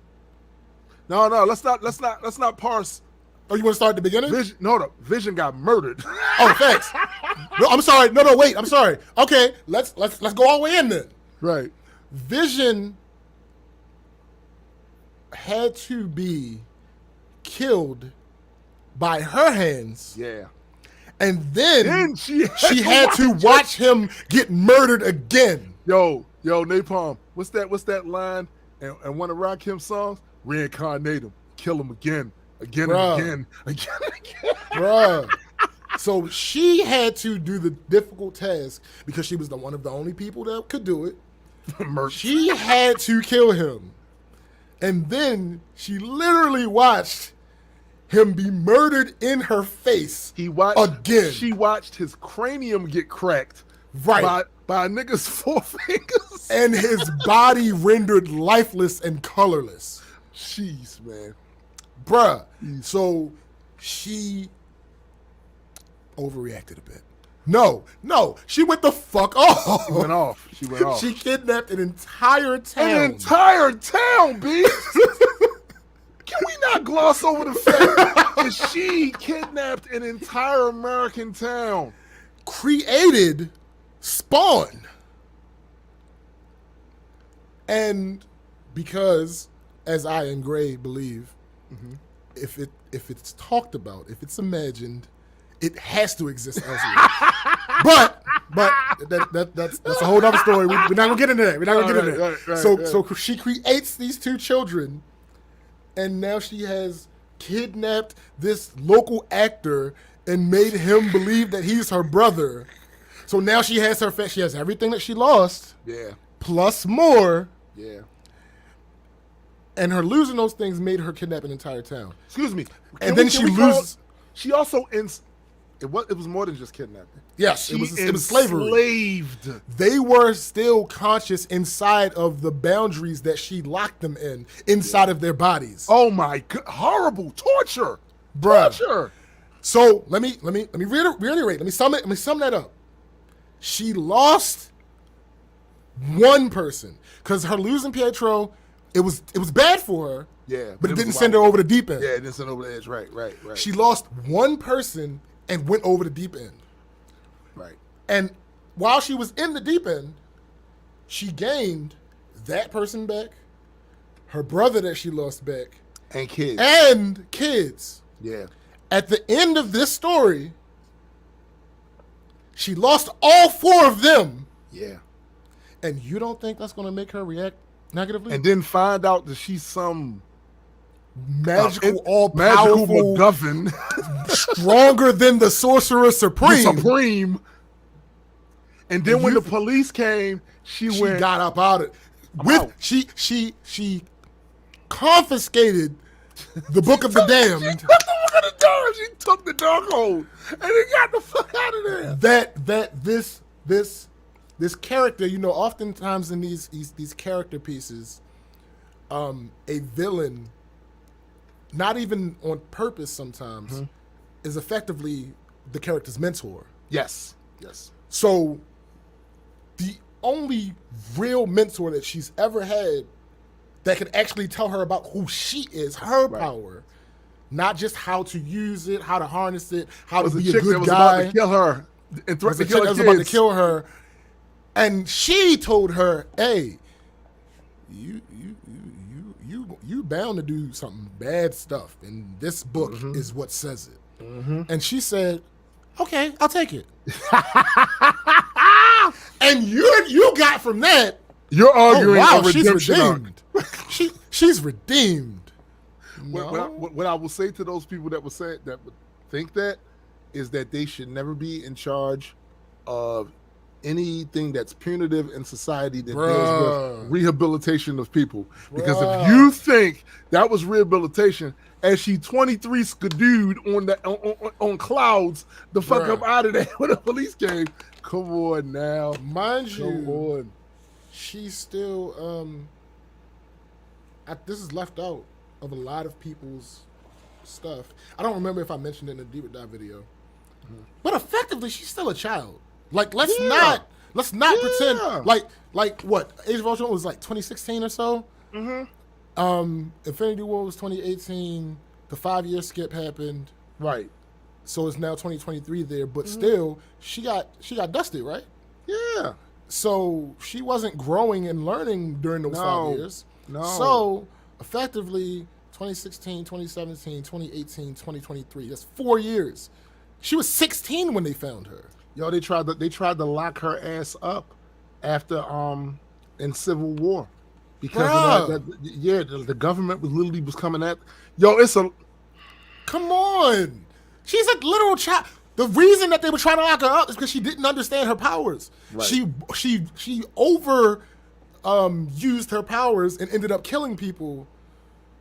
And it was a tactical mistake too. Absolutely, she did that shit and tried to get. She could have gone a different way. She could have went a different way. Yeah, that shit wouldn't happen. Yeah, she went. But she didn't know. She lacks experience. Right. So now she's getting more powerful by the day. And this use. Let's talk. You want to talk about the Avengers being terrible people by using children? Mm-hmm. Yeah. That's this. This is an example of that. Mm-hmm. Let's effectively talk about what's happened in this woman's life. Yo, she lost her parents. She was born. War shit. She was born in a war-torn society. Mm-hmm. Lost her parents. She looked at the bomb.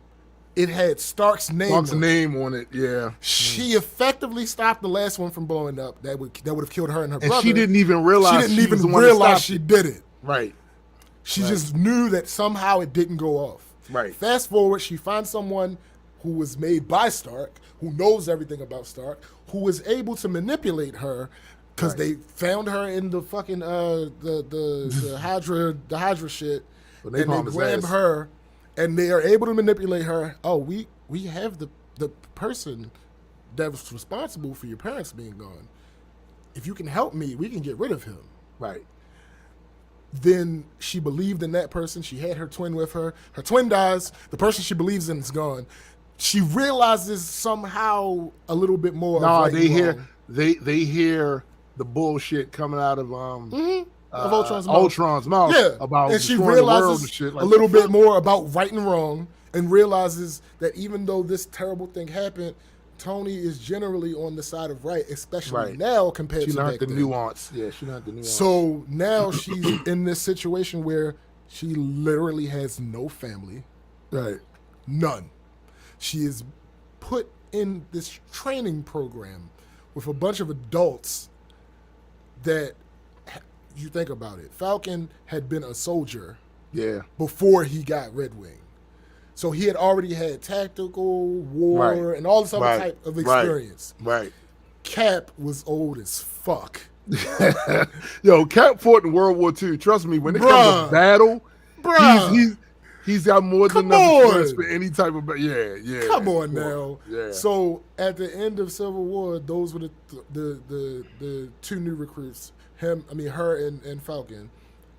She's still a child. And Vision. Here's the thing about Vision. That was the next point.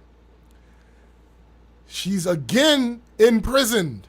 Yeah. She's trapped, effectively avoided federal prison. Yeah.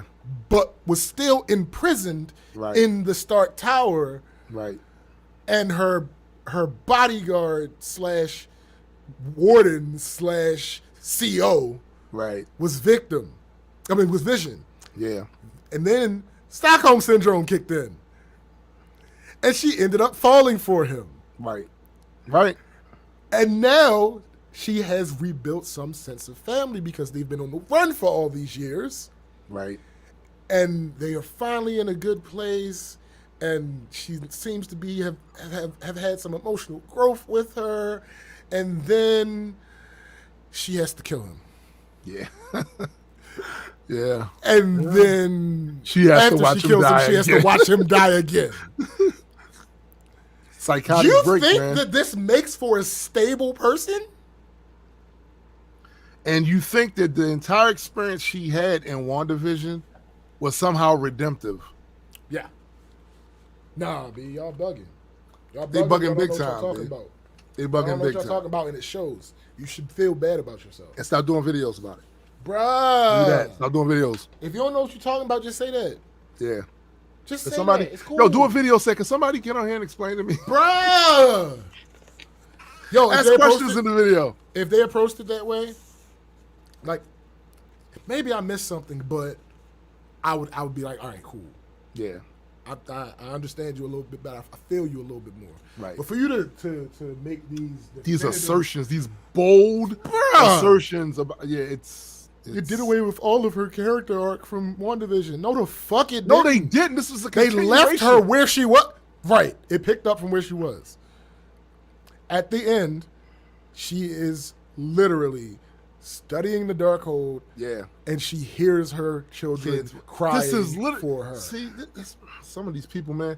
I think part of it too is anytime something is very successful, there is a segment of the population that want to find fault with it. Just because. This is the same people that was running around here 2 years ago talking about the MCU is over. Mm-hmm. Oh, how we laughed at you all on this show in chat.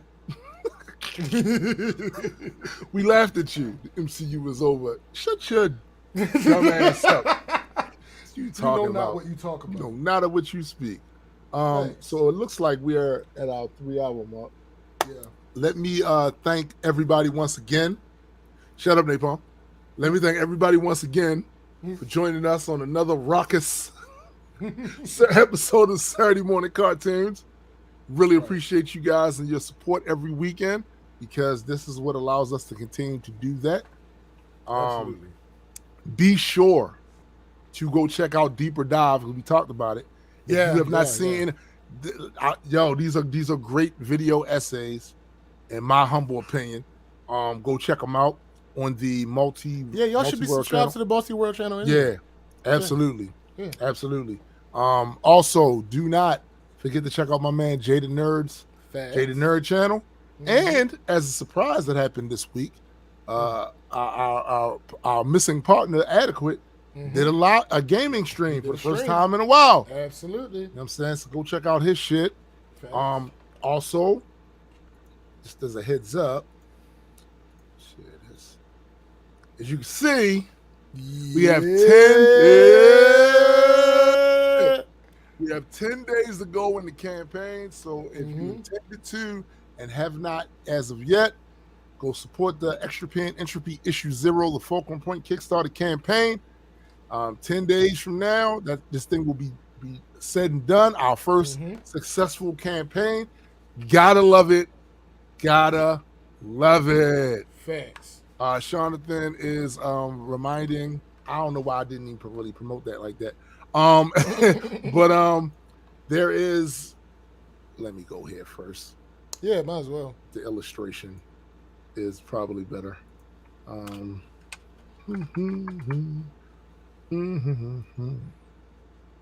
All I was trying to do was put some shit out. I ain't put no shit out right there for a while. But it is what it is. This might turn into, at some point, an entire project, but don't hold me to that. Because I got other shit to do musically. So, hold up. The other day, I may have. Now, those of you that are on Patreon, you already heard a version of this. But I released the other day a song, Insania Vogi, that's Latin for roughly translated the madness of the masses, right? This pretty much, I'm gonna play just actually, hold up, let me do this. Because I didn't share the sound. I ain't sound audio, so yeah, that's what happened there. I'll play just a little bit of it. As I grow older, I pay less attention to what men say. I just watch what they do. The German author Goethe wrote, "Behavior is the mirror in which everyone shows their true image. Show me your garden, and I shall tell you what you are." Yo, the world is getting goofier. None of y'all along the bit. They out there saying stupid shit. Do all this went along with it. Intelligent responses get nothing but admonishment. I palm my face and walk away. Really done with all of it. Cause y'all some shit. And after every controversy, y'all get worse. Starting to view an asteroid as nature with the strongest mercy. The zombie horde first me. I check my ammo and see 10 shots remaining after I disperse 3. But to a lesser degree, I don't know how I should react when I begin to agree with evil megalomaniacs. Cause really, maybe I'm cracked from out my mind with all this foolishness. Tainted with your stupidness. Diseases made me rude as shit. No longer biting my tongue. Cause honestly, man, I'm done. Y'all went past uninformed and moved in the dumb. I guess this will stay forever. These ties that are severed to my humanity's a tragedy. But fuck it, whatever. My face is always puzzled when I see what your life's like. So yeah, I just released that. So go check that out at your earliest convenience. Do not forget also that SPJ and I a few months ago released Insurrection Day. That's available in all streaming services and things of that nature. Go check that out as well. So for my man SPJ, I am Tombstone the Dead Man. And for the greater multi-world entertainment family, we are out. Peace. Mind your business.